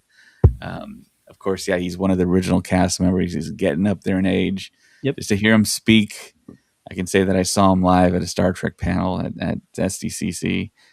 It's powerful. It's terrific. I'll always take that with me. Um, and I think after that, we got the Apple TV panel for the first time ever at San Diego Comic-Con, and we got a slew of different shows. But I think the first thing they announced was, and it almost felt like it was a Fast and Furious type thing, because you saw cars and you felt the bass of the engines, which is really powerful in all age. And and it got revealed that it's a Matchbox movie, and starring John Cena, Jessica Biel, and Tiana Paris, along with, I forget the other, the Ted. Guatemalan actor. Just Yeah, call him Ted. Ted. That was the big joke. He played a guy named Ted, and somebody misspoke and said that they were in love with Ted, and then like, oops, I mean this guy, and they're like, oh, I love Ted too, and then the next person introduced himself. Yeah, my name's Ted, and we just kept on looking at Ted, and the people behind us knew Ted, and they were like, hey, he's right here too. And yeah, that was a running joke throughout that particular panel. But yeah, John Cena was there. They showed us the Strangest trailer. experience at a panel I've ever had. Just saying. Yeah, yeah. And I was sitting right next to you while it was happening. And yeah, they went through a few other shows on Apple TV. I'm not really that familiar. You're more familiar with these shows, like Dark Matter with, um, I believe it's Joel Edgerton and why am I blanking on her name? Jennifer Connelly. Jennifer Connelly. How could I forget her? Yeah, they were up on stage. They gave a pretty decent panel and description about what the future of that show was going to be. Um, Also, what were the other shows? Silo was a big one with Rebecca Silo, Ferguson. Widows Widow's Bay. Bay, which they just ended their first season, and huge hit. It's sort of in the same vein as Stranger Things, but they sort of lean a little bit more into the comedy. But it's very tongue in cheek. Mhm. It's more sarcasm. It's not slapsticky, so it's more subtle comedy. But yeah, huge hit, and that yeah they were there. Might have been one other one I can't think of right now. There was also Neuromancer, which Neuromancer, yeah. is very, very much anticipated by a lot of fans of the previous literature about it. Very interesting concept. It's the definitive um, that type of genre. Um, what's the name of that genre? Steampunk. Not steampunk. Oh, that was. That would be kind of cool. Steampunk would be kind of cool. Yeah, there is a term for it. Keanu Reeves just did a video game for it. Um, Chris, if you're still in the chat, help us out. Um, but yeah, it's the definitive defining piece of art from that genre that they're going to bring to Apple Plus. Um, what was the other? I think there are a few more shows. I think it was only 5 or 6 total. Yeah, they ended up giving us shirts. Cyberpunk is a genre. Yes, cyberpunk. Yes, that's what I was missing. Yes, the cyberpunk genre. It was the very first kind of introduction of that type of genre. Um, so yeah, that was pretty much what we got with the Apple TV panel. And then of course we had that one separate panel with the. Do you remember the name of it? With I believe it was 3 women and a woman moderator, and they talked about um, essentially being yourself and investing in yourself and having confidence in yourself and their different experiences and personal experiences. And one of the actresses, I recognized her, but I wasn't quite sure where from. And it was Grey's Anatomy. My wife is a huge Grey's Anatomy fan, Mm. and she talked about uh, how she got informed that it was going to be her last show, and her whole experience that she went through with that, and basically what it's like to be an actress in Hollywood. And it was very profound what they were saying, and it was moving. And the interesting thing also around that was that panel started late, and we we we were all know all that that is a rare thing that almost never happens. yeah, we were all looking around, theorizing what's happening right now. Are they punking us? No. Sometimes just bad things happen, and so that panel started 20 minutes late, probably, but ended almost on time. And it didn't matter though because Marvel started like 25 minutes late Yeah, or something ridiculous. But yeah. we all know why, because there were hundreds of people with wristbands they were told would guarantee them attendance into Hall Is that H the reason why? that they were unable to fit them. And so they were trying to fit as many people as possible. It ended up being standing room only. But they did allow a lot more people into the auditorium than there's allowed. So they did their best, and there's a lot of theories as to why they weren't allowed in, or why there was such a big miscalculation of wristbands handed out. Some were claiming fraudulent wristbands were being used by general attendees. I cannot confirm that. I don't know if anybody can confirm that. Um, but do look to seeing a lot more strict policies for next year, and hopefully we don't lose Hall H at all altogether. That would be tragic if that was the case. But they can make the decision to just pull the plug on Hall H and just expand their expo floor, and that way everybody or nobody will miss out. Yeah, there's a lot of suggestions to just move it to Petco Park, but there's a lot of pitfalls with that. Footage could possibly leak out a whole lot easier. So I think the tradition's going to stay. I think they're just going to figure out something new and a different system, something to where, I mean, they simply have to. All they have to do is tell the volunteers, "Hey, look, this is what you need to look for. There's no way to counterfeit what the people that should be in here need to be wearing. Either if it's like a special type of wristband that's either like, because I know the ones that they give us are like just regular old paper, and I mean people can that maybe live local or more have more ingenuity can just counterfeit. But Yeah, if it's something like a plastic band or something with like a, I don't know, almost like a gibbet or something connected to it, like make it like super hard to counterfeit, that annihilates the counterfeit stuff easily. I mean, it's, well, or if they can have scanners and just scanning something specific. I know we're kind of getting in the weeds here, but I mean, there's ways to get around it. And of course, people are going to probably try and get around it. That's just kind of the nature of the beast. But um, yeah, we were there, Ted. We got in as press. We secured our seats. We sat in the third row from the front. We had primetime seating, and the panel it's not. started. Of course, with Kevin Feige rolling across that stage, which is just unbelievable to be there, just surreal to be there. Because every year before this, I would watch it. I would wait patiently every summer for someone to upload the footage.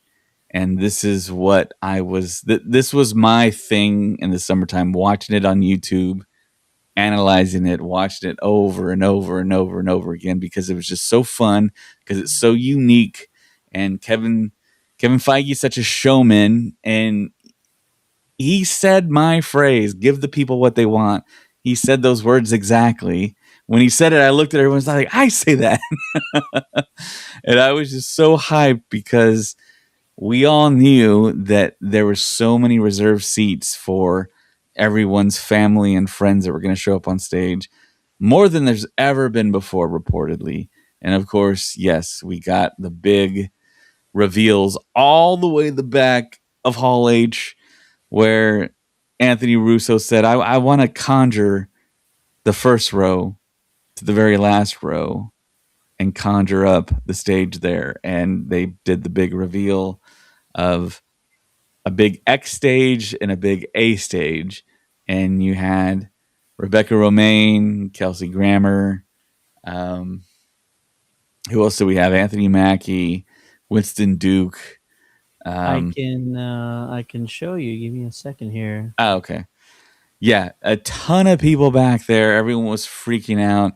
Everyone stood up and looked to the back, and just a boatload of big time actors from X-Men and Avengers, and it was terrific. And we were waiting in our aisle to high five them, but unfortunately they went around. So yeah, you have Tenoch Huerta, you have Kelsey Grammer, Rebecca Romaine, James Marsden, Lewis Pullman. Um, what's the name of that actress? She plays Ghost, but I don't recall her name. I think is it Hannah Kamen? Let me look it up real quick. Yeah, I think it's Hannah John Kamen. And then we have You are correct, Hannah John Kamen.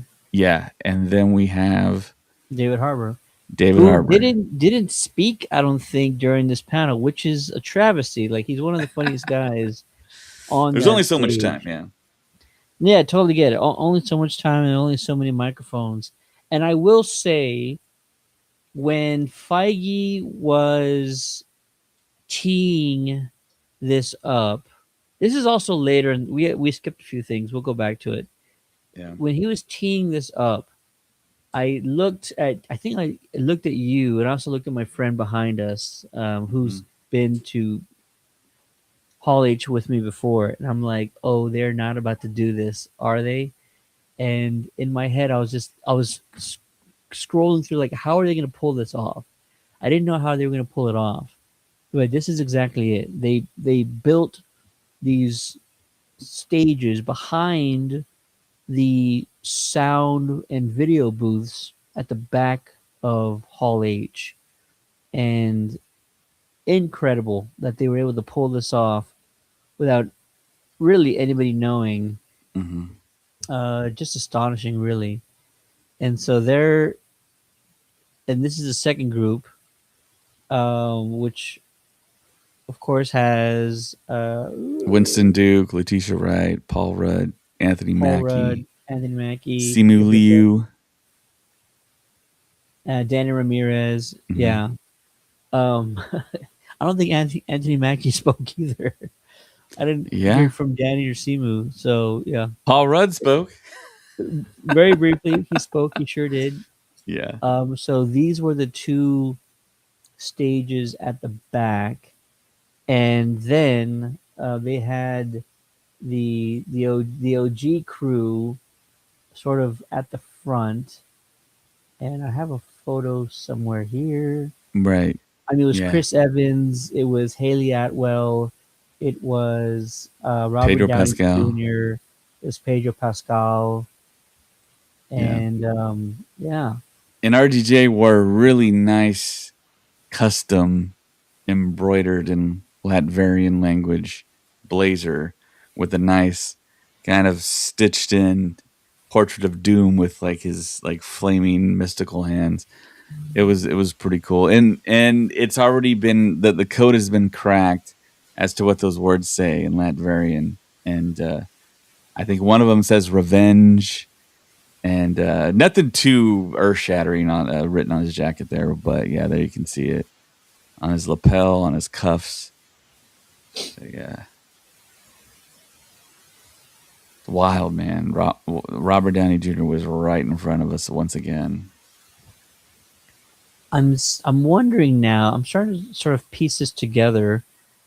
We'll talk about this part. Well, we'll talk about it in a second, like Hmm. what's going on with Doomsday, because that trailer, I wrote a description of it because that the sizzle reel or the trailer we got definitely reveals more information in there than we've gotten in any of the teasers or anything else.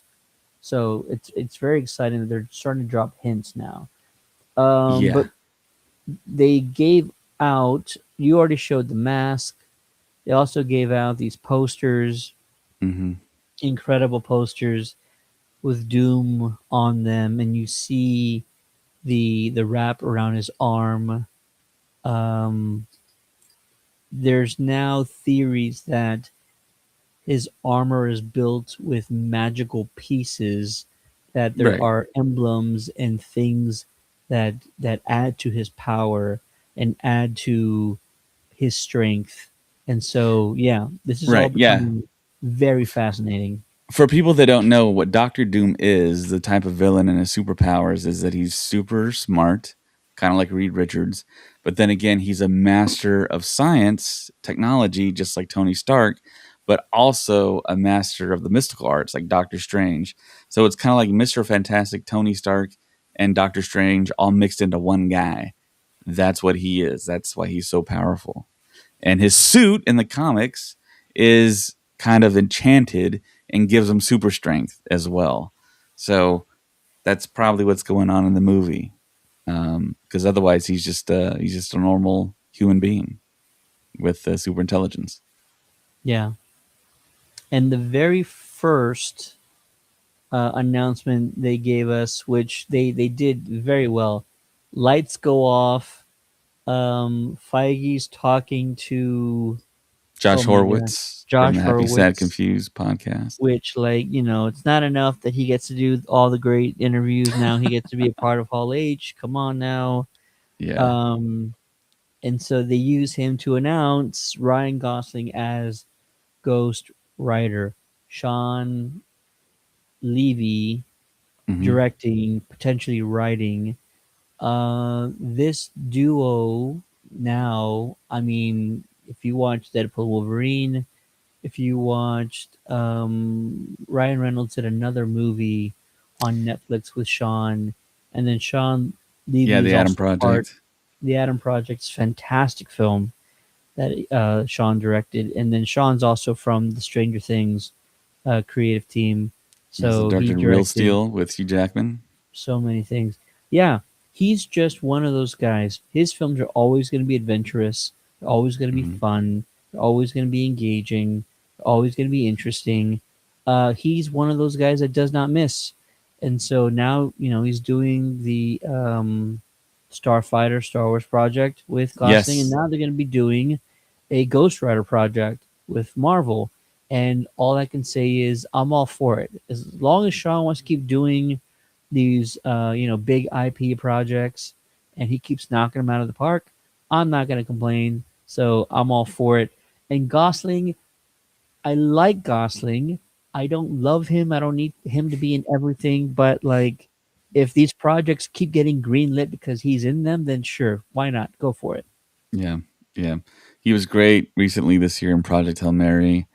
Um, it was fantastic to hear Kevin Feige admit to the world on Hall H on the stage that he's a bigger Star Wars fan than Marvel fan. You heard that, right? I think you were just delusional and heard what you wanted to hear, No, he but did say it. He no, did say I'm it. just You can kidding. watch the Yeah. replay. And he said that he's seen Star Wars Starfighter, and that's the other thing that kind of encouraged him to go with his tandem and assign them together again and do Ghost Rider. And Ghost Rider is a very dark story. It could possibly be rated R if they do it appropriately, comic appropriate. And this is kind of outside of what Sean Levy usually does. He doesn't do dark films like this, but it's very dark subject matter. And I think that with this announcement and them knowing he's going to be Ghost Rider, he is potentially going to be in Secret Wars. I think we're going to get the Midnight Suns in Secret Wars because That would be something. everybody's going to be in Secret Wars. I think so. That would be a nice key addition of Ghost Rider doing the whole battle world thing if they stick to what the comics do. So super exciting, and this goes back years and years with Josh Horowitz, where he mentioned to Feige that Ryan Gosling wants to play Ghost Rider, and this was like in 2022 or something. And then every interview after that, he's brought it up and brought it up to Feige, and Gosling has brought it up for every project he's done, and it's become a reality, guys. And his wife, Eva Mendes, was in the original Ghost Rider film where Nicolas Cage was Johnny Blaze, and she was the love interest. And Ava Mendes went on Instagram and gave her blessing for her husband to now be Johnny Blaze. Hopefully, we get a cameo or something.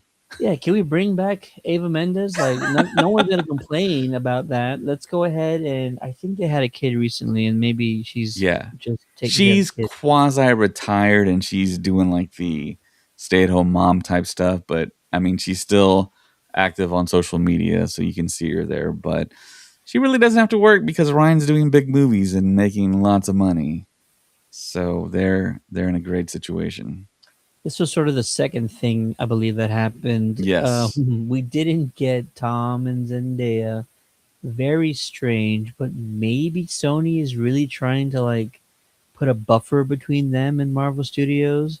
So I Mm. believe Tom and Zendaya were either in China on Saturday. Well, the world premiere happened the next night in LA. Okay. So I'm not quite sure if they were in China. That Well, would they're in be London now, so like they're still right. flying all over the world. It's Right. crazy. Yeah. Yeah. Yeah. But So yeah. John Berthel comes out and he's got a great little gag. He's given Kevin a hard time about um, showing footage from Spider-Man Brand New Day, which I will briefly talk about after this very long podcast. And we saw a clip. It was all about Parker going up against the Hulk, and then Punisher comes in and sort of helps out. Short clip, but Fantastic clip. it really gives you a great look at sort of the dynamic way they shot their action scenes. Very interesting, the shots that they're using. Very engaging with how Peter and Punisher sort of working together. And then, yeah, a lot of slow motion tactics, a lot of technology that's being used is a little different in there. So all of it, very awesome, very cool. Hey, Thompson Prime is in the chat. Midnight Sun, the Secret Wars. That would be great. Let's get Moon Knight back. Amen. And he also is down with bringing back Ava. Hell yes, he says. I'm all for that as well. Bernthal. So Bernthal came out, saw the clip, and then that's when Feige brings out all the cast and stuff, and everybody's talking. And then just when you think there's no more characters coming out, who shows up but Ryan Reynolds in Gene Pool, Gene Grey Pool? Somebody pointed out, and Was that a hint? Was that a clue? he had a great little gag talking to Kevin Paul Rudd. He asked two questions. Question number one was, why was Thor crying? He asked that to Paul. And then he asked, what was it? Is there any more room in this movie for another character? And they told him, no, it's done. And then he yells, Happy Hogan, get the Audi. We are gone. And he drops the mic and he takes off. Ryan Reynolds, who in this outfit was walking the expo floor and probably met with like 100 fans. Yeah. Unbeknownst to them, it was Ryan Reynolds the entire time, Yeah. but took great photos with everybody from like other Deadpool cosplayers to even some Ghostbusters who were on the San Diego team that I'm familiar with. So he literally took photos with anyone and everyone. And yeah, it was really Ryan because we saw him take off the mask in some of the videos that he had posted later on afterwards. So the suit looked great, and he was hysterical, and it was a good time. Yeah. I even took a All picture with Sergeant Slaughter too. Yeah, even Sergeant Slaughter. And We he get remarked that he's like, wow, Ryan Reynolds is so tall. And that was the first reaction I had many Fantastic Fests ago before I met you, Ted. I went to a red carpet and he was there and I was blown away how big he is. Yeah, And yeah, he is a tall guy. He's a big man and he has a superhero body. So yeah, I mean, being out there in a denim Deadpool with the Canadian flag, I would have had my suspicions. I would have maybe tried to get him to say some words to see if it was really Ryan Reynolds.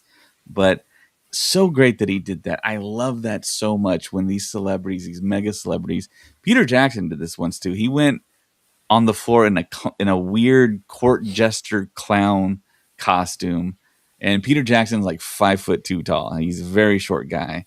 So, but Ryan Reynolds, of course, he's like 6'3" or whatever. I don't know how tall he is, but he's a tall guy. And even with the boots, make him taller. But yeah, just to have him posing with different people. I saw he posed with the Joker or other Deadpools. Guy was actually burnt Wade Wilson with the Hawaiian shirt he posed with.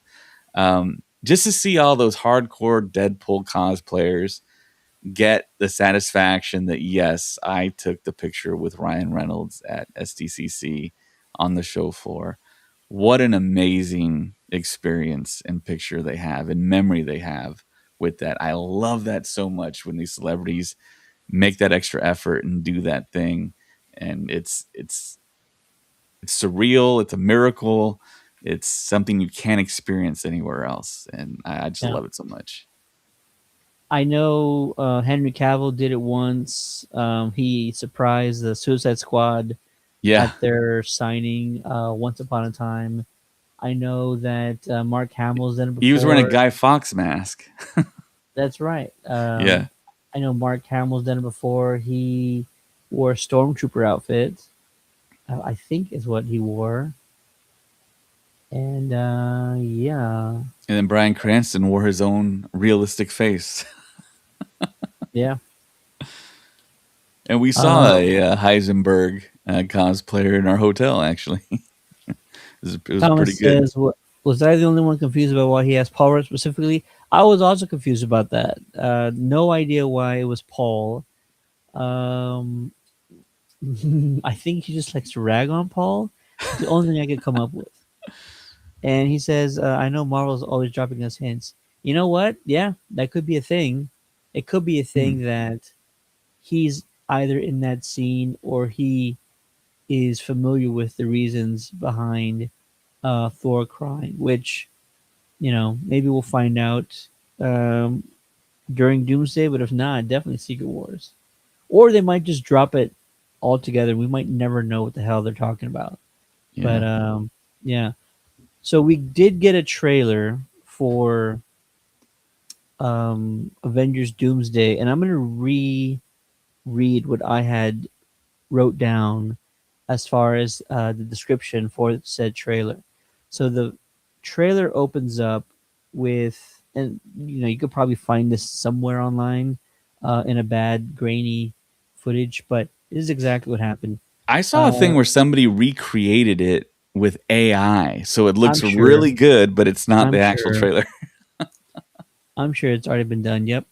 Yeah. So the clip opens up with Doom on his throne, and we hear a voice, and it's Susan, and Sue Storm, Invisible Woman, is talking to a group. We later find out it's like half of the Avengers, and she's telling them about Victor and how he was, and how he had lost everything. That was specifically mentioned, that Victor lost everything some time ago.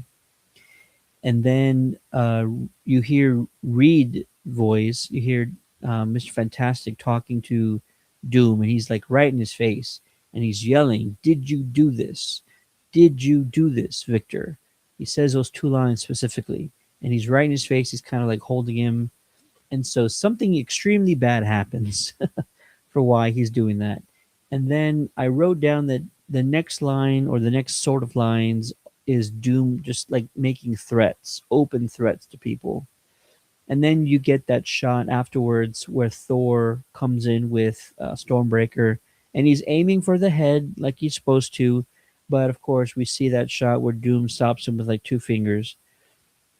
And then I think he like brushes him off or like throws him across whatever room or area that they're in. Yeah. Yeah. One of the very last shots is Doom kind of putting his hands out, and I don't remember if his palms are facing down or if they're facing up, but he is basically reviving Sentinels from the ground as if they are zombies. Hmm. They look busted and broken and they're beaten, and he revives them and they all stand up and they're massive and they all have this sort of greenish glow about them. And then he says two lines at the very end of this trailer, and I think the first one is something very close to "All will kneel," and the very last line is "I am Doom," and it's very reminiscent of Tony saying "I am Iron Man." And so Mm. yeah, that's what the trailer was. Is there anything I left out, or do you think that's everything? Well, the thing that jumped out immediately to me was when we got to see him fly. Mm, I mean, of course, we all know that Tony Stark in the Iron Man suit uses the jet propulsion, but Doom uses straight up magic to fly. And he flies so fast from the point where he starts to where he does a superhero landing. It's like almost instantaneous. And it's like, wow, that's a huge upgrade in flight. Um, and you see when he's on the throne, you see the big emblem that's on the floor in his castle, kind of in a green fire, illuminated. I thought that was very cool. And yeah, just to see Sentinels again, that was always my dream as a kid, to see live action Sentinels and to see them in action. And I think we know what's happening there. He's going to go. There's going to be a big battle up against Avengers and X-Men, and it's going to be great. There was also a shot of Ian McKellen where his arm was in a sling, but the way it was wrapped, he looked like he was a Jedi in a Jedi robe. He looked like Obi-Wan Kenobi, to me at least. Um, yeah. and yeah, we got some more shots of Gambit and Shang-Chi and Yelena and Cyclops, kind of like running in like a room real fast. Um, but yeah, it's so wild to see this footage finally, and it's just a few months away, and we're gonna get this thing um, at the middle of December. And we were there at the Comic Con 2 years ago now, I guess you could say, Yeah. where they made this announcement. And now it's going to be a reality in theaters, and we have our Doom masks. It was great that they gave them to us, and I think we're all excited. And Robert Downey Jr. did his Doom voice, the Doom accent, on stage, and you can see Joe Russo smiling because RDJ was in his element, playing to the crowd and asking the crowd if they want to join the team of Doom. And and then you had all the other Avengers and Fantastic Four behind him saying, "No, don't do it," and think about it. Have some second thoughts about that. But I love how they played up to the crowd, and it was magical, like all Hall H Marvel panels are. Thomas says also, if you look closely at his suit that was on display at the con, his two circular metal discs that are holding his cloak up are the icons or emblems for things for Thor and Captain Marvel, probably meaning at that point he has already beaten them both. That would be remarkable if that has already taken place and he's already collected like trophies of them or something. That would Mhm. be absolutely insane. Um, can we start speculating? Because I think I'm figuring it Yes, all out. All right, I'm gonna go yes. first. I'm gonna go first here, and David is David mentioned something earlier that kind of also solidifies what I'm thinking. But here we go. So I'm gonna base this off of another show called Dark Matter, which we talked about earlier. Dark Matter is on Apple Mhm. TV. It features Joel Edgerton and Jennifer Connelly. This is very it's wild if this is also the same or similar plot to Doomsday, because these are very similar stories. So Dark Matter is about a husband and wife, Joel Edgerton and Jennifer Connelly, who are in this universe. Let's just call it Universe Prime, right? One day, Joel Edgerton, the husband, gets kidnapped.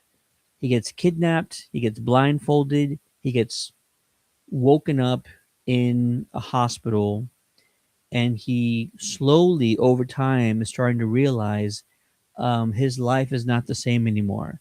His house is not the same.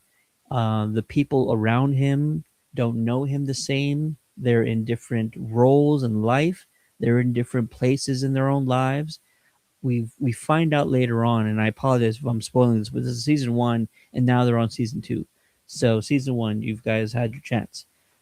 He's been put into an alternate universe, and he is now in a universe where he is not married to his wife, to Jennifer Connelly. Um, and the person who put him in that universe is a variant of himself. So a guy went into his universe, is now living his life with his wife and their child.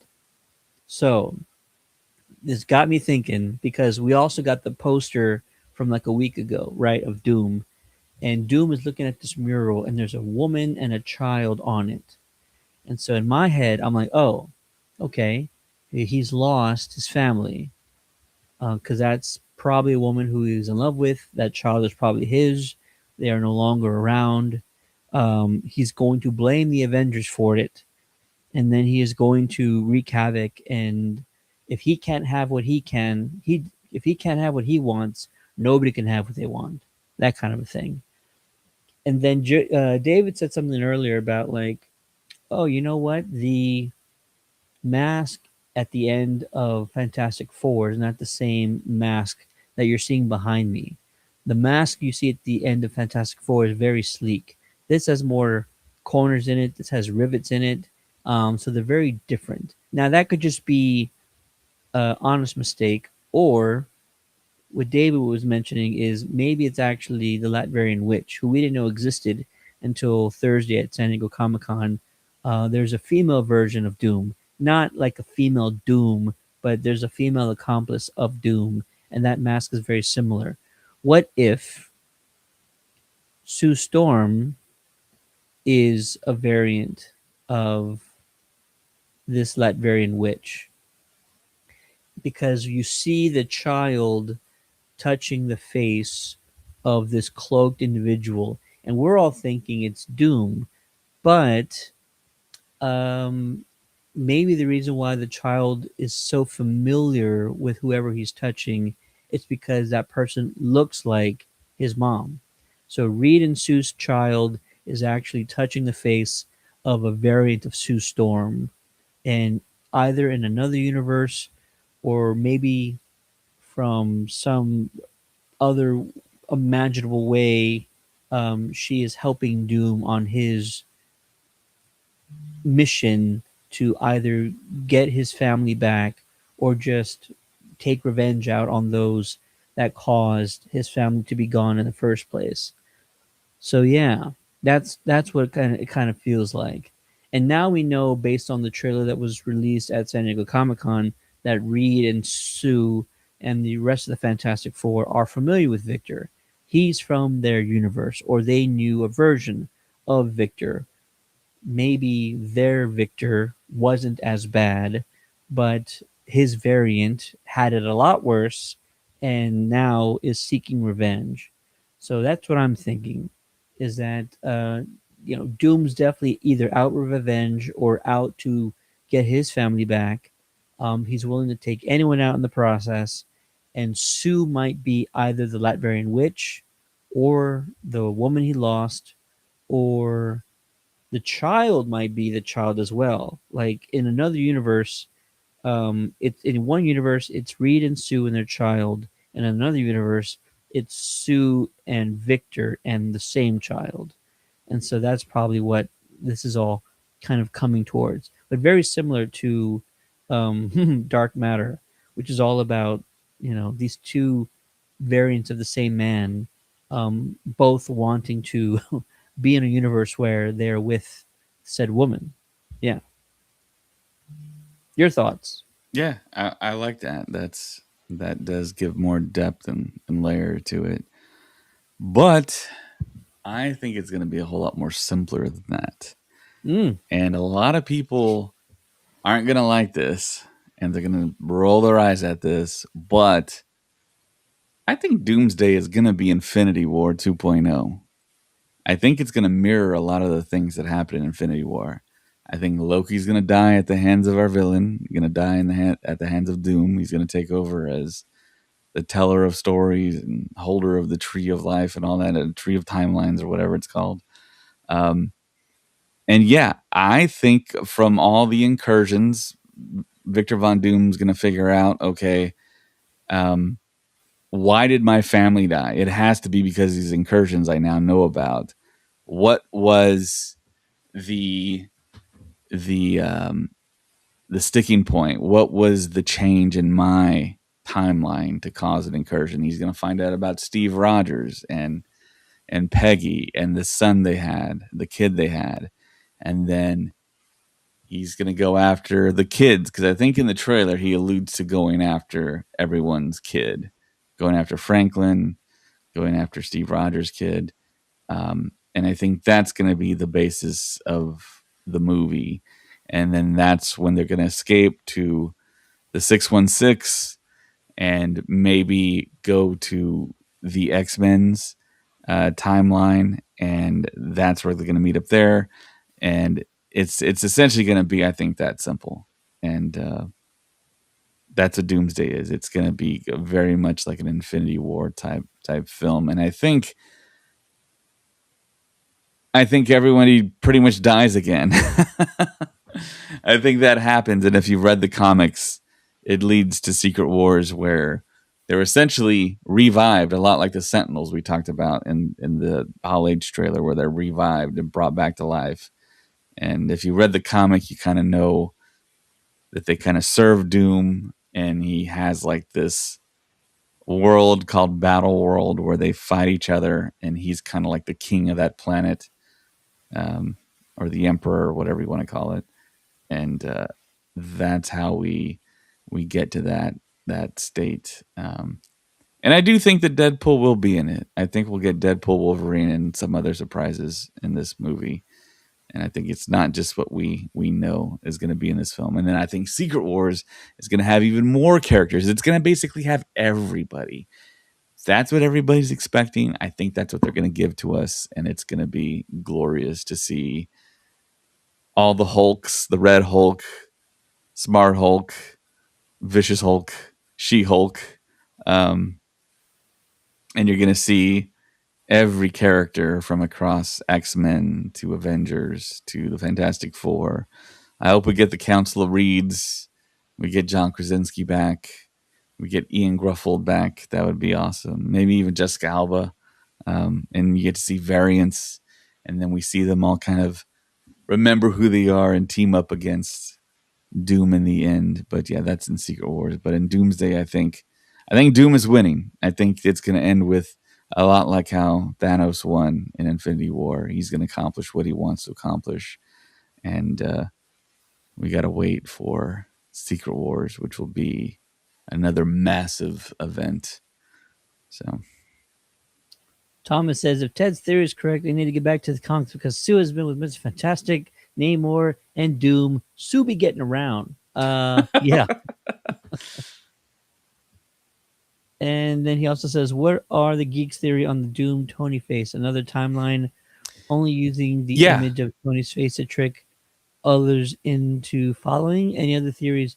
I know we talked about that, that it's not really a Tony variant. It's somebody using the face to kind of help their own agenda, which I'm fine with it if that's, what they're going to do, if that's the thing. But I think that somebody mentioned Stark is the, what is it called? The anchor being Anchor Beam. Yeah, of our universe, and so when he goes, the universe has to go. And that was also interesting. I don't know if they're going to try to put that in. There's so many rules they're putting into this yeah, MCU that they're going to have to pick one, and you have to really walk a fine line because fans are going to want a concrete answer on what's happening. And is it as simple as Tony's an anchor being? Is it as simple as Steve Rogers should not have stayed back in Mm-hmm. the 50s with Peggy? Is Mm-hmm. it as simple as um, Doom lost his family because of something that happened in our prime universe, and now he just wants revenge? There's gonna be Right. Right. so many moving parts to this, and I hope they have a concrete, waterproof, airtight answer, or else the Yeah. fans are gonna like eat it up. And I think the dream is to see the mask being removed, and then you see Peter Parker seeing Tony Stark's face and having the reaction that you would think the character would have. But then again, Doom in the comics has been disfigured, so is he going to even look like Tony Stark? You know, is he going to be demasked and he just is just deformed? And maybe somehow they see a picture of him or some type of situation where they see what it used to look like and they're like, "Oh my god, that looks like Tony Stark." I don't know how they're going to play that out, but I'm very interested to see how they play it out. I hope they do. I hope they don't do the thing where they just never recognize them. I think that would be kind of underwhelming, and we're all kind of expecting that encounter, especially between the Tony Stark looking face and then Spider Man. So I'm I, eagerly anticipating that. I think it has to be. I think it has to be. This is a variant of Tony, and it's almost like if it's not this photo, there's the other photo with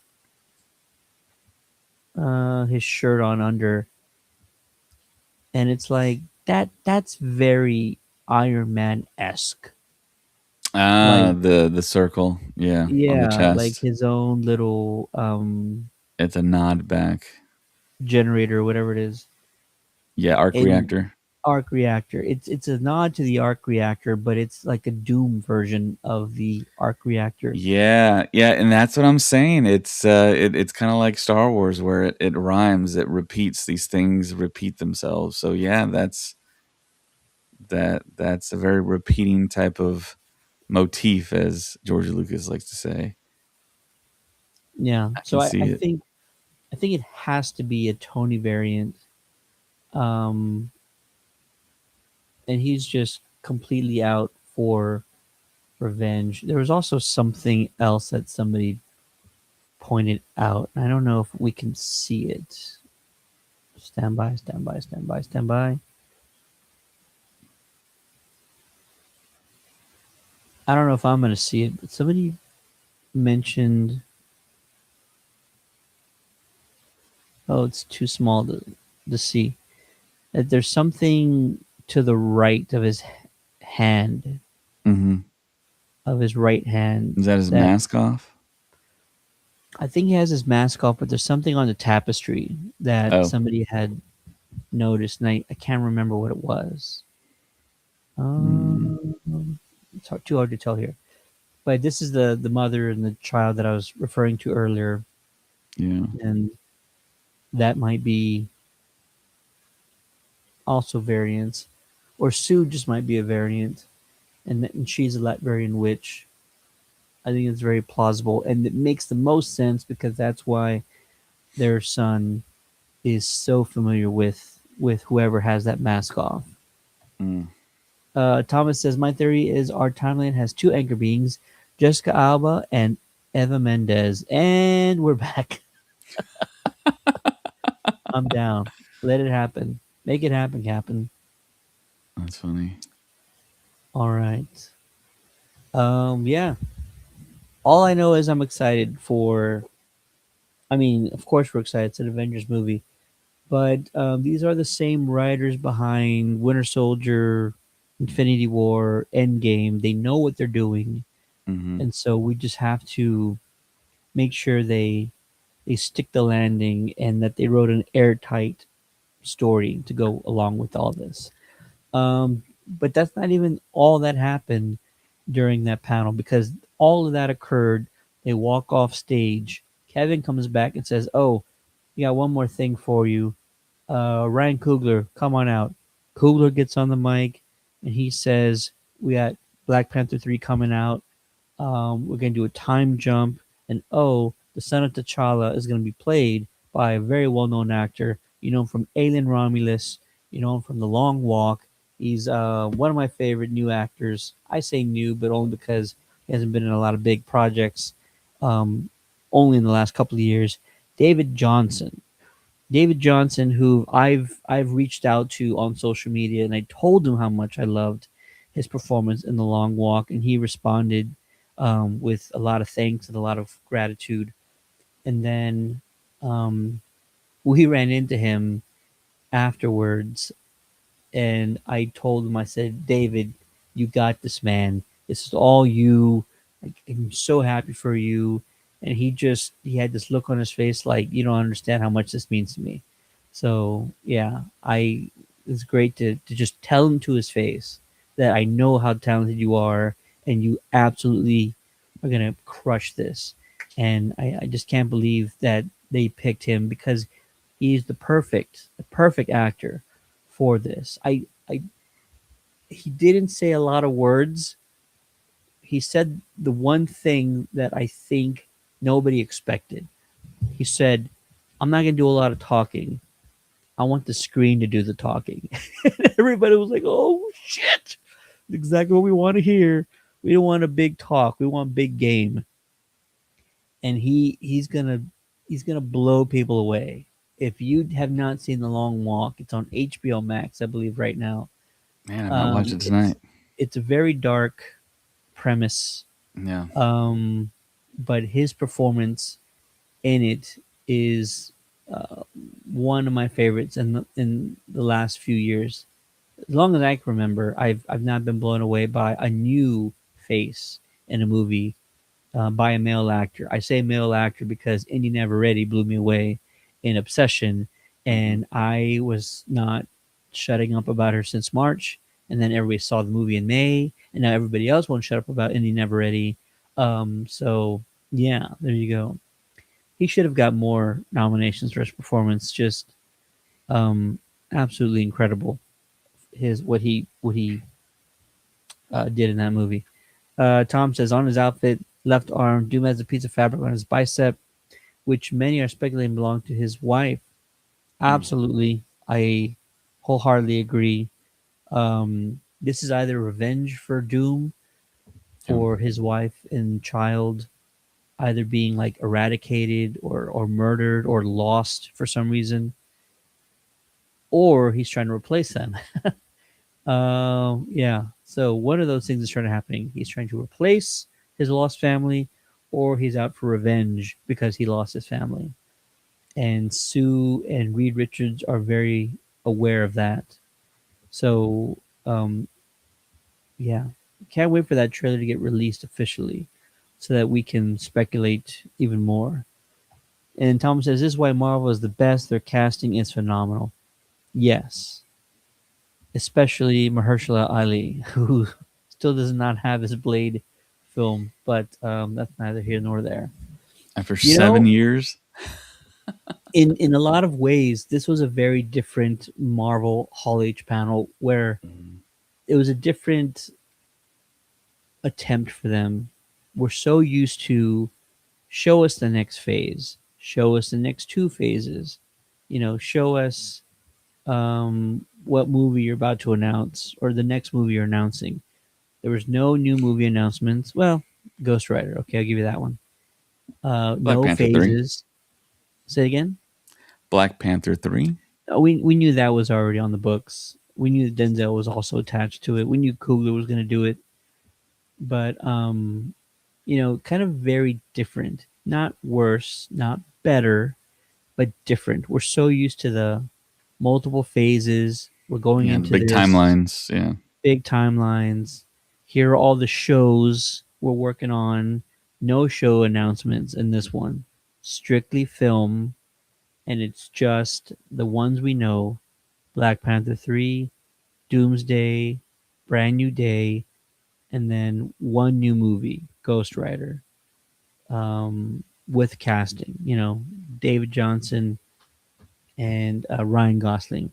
So when you sort of look at the entire thing, it feels very small as far as announcements. However, what they did was they made up for it in spectacle by having the multiple stages, by having Ryan Reynolds come out as Deadpool in costume. Like the spectacle of it all sort of made up for the lack of new things we were being shown or given. And I know I just mentioned like five things that are new, right? I'm not saying that's a bad thing, but when we get the timeline reveals, those are like five or six or seven movies in a timeline, not in one timeline, probably like four or five movies in a timeline with shows. Didn't get that, and instead we got these like five or six announcements. So I'm not saying it's worse. I'm not saying it's better.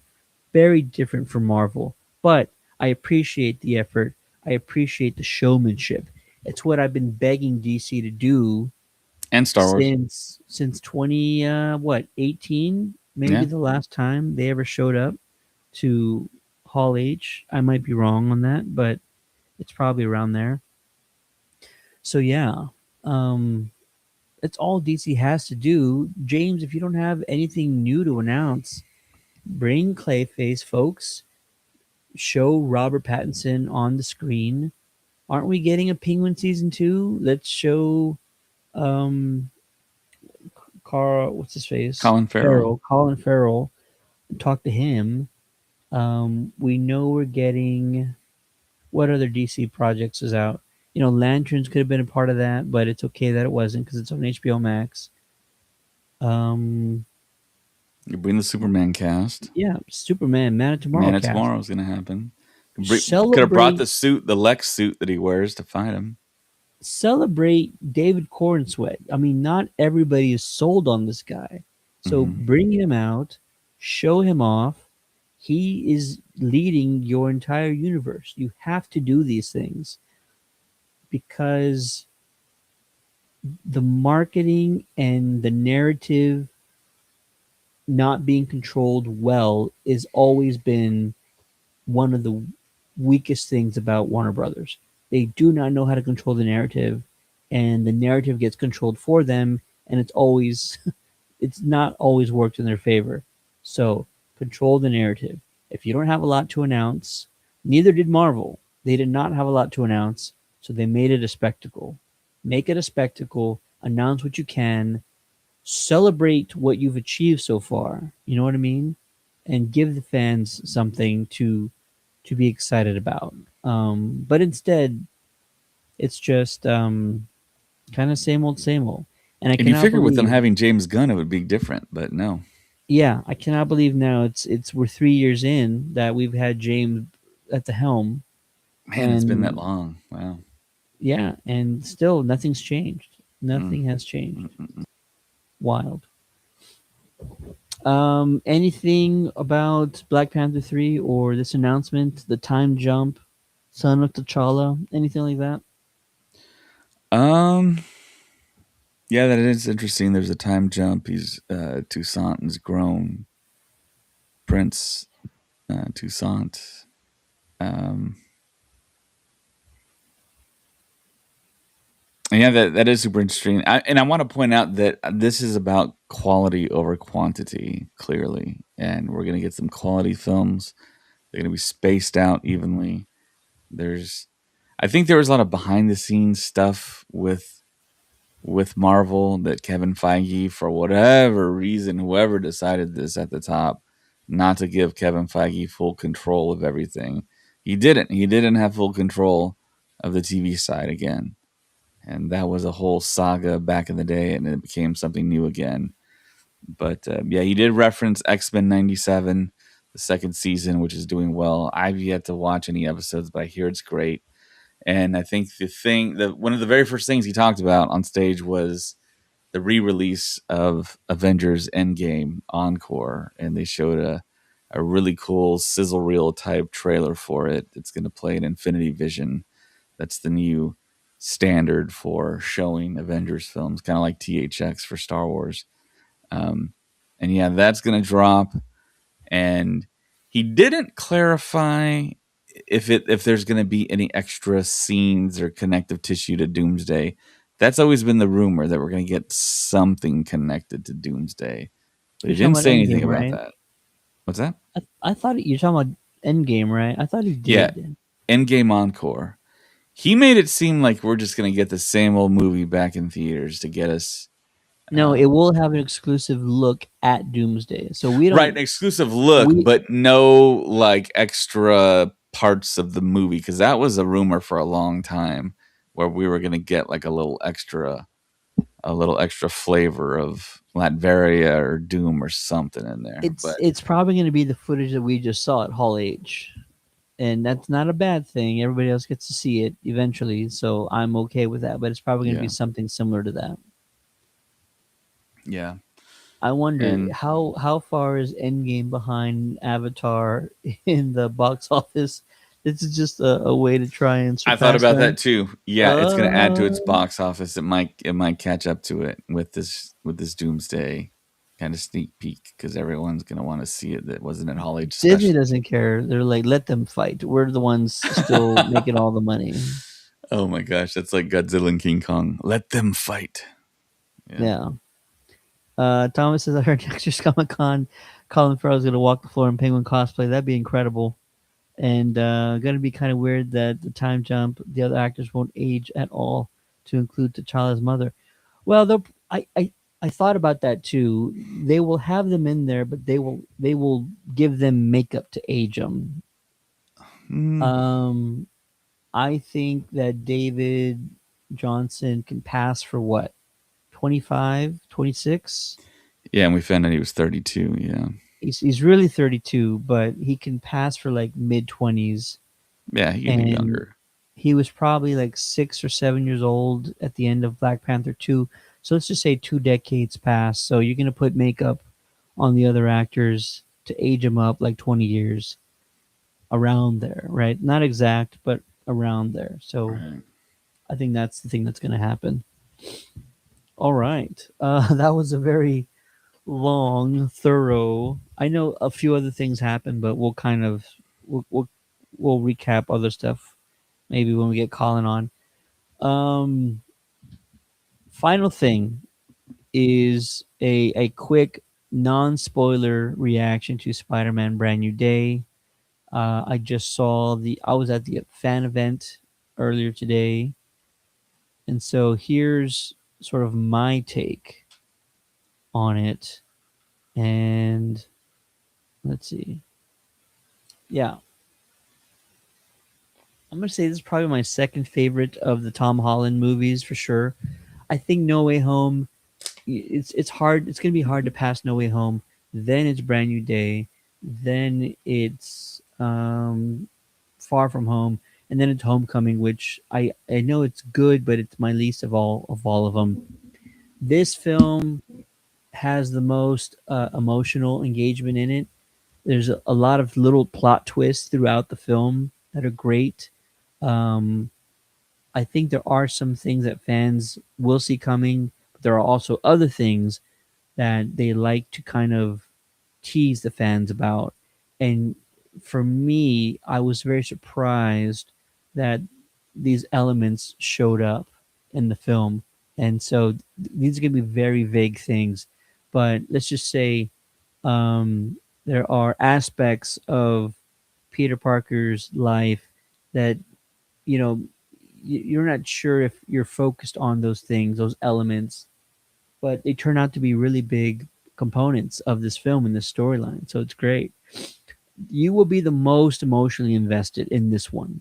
No Way Home is my favorite, but you will be more emotionally invested in what's happening in this one. There's, and I know that's saying a lot, right? Because May died in the last one. Spoilers, whoever didn't see No Way Home, but um, there's so much to kind of fall in love with about this one. It's Parker on his own for once. He's sort of like the Batman now of this movie, where he's kind of doing things by himself. There's no Tony around. Happy Hogan's not helping him out with anything.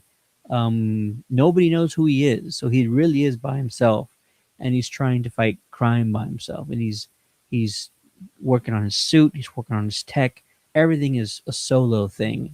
So for me, That's what is so appealing about this one, is that he's doing so much on his own, and it's really a solo Spidey film, and that's sort of the elements that make it really good. The action is great, the cameos are great, and the story is so different. I'm gonna try and be very careful about what I say right now. The plot's very different. You know, your antagonists, the plot twists, who to trust, who to not trust. All of those things are very compelling, and they play with those things throughout. And so I really enjoyed all that part of it there. And then, of course, you see in the trailer he's going through this metamorphosis. Um, Part of it we've already seen in the trailers. Some of the leaks were wrong. Like, I'm not gonna say what they were, but there was things that were leaked that didn't come to fruition at all. So yeah, don't worry about that and those things. Um, Very good. Like I said, second best of Tom Holland's solo Spidey films, right behind No Way Home. Very close.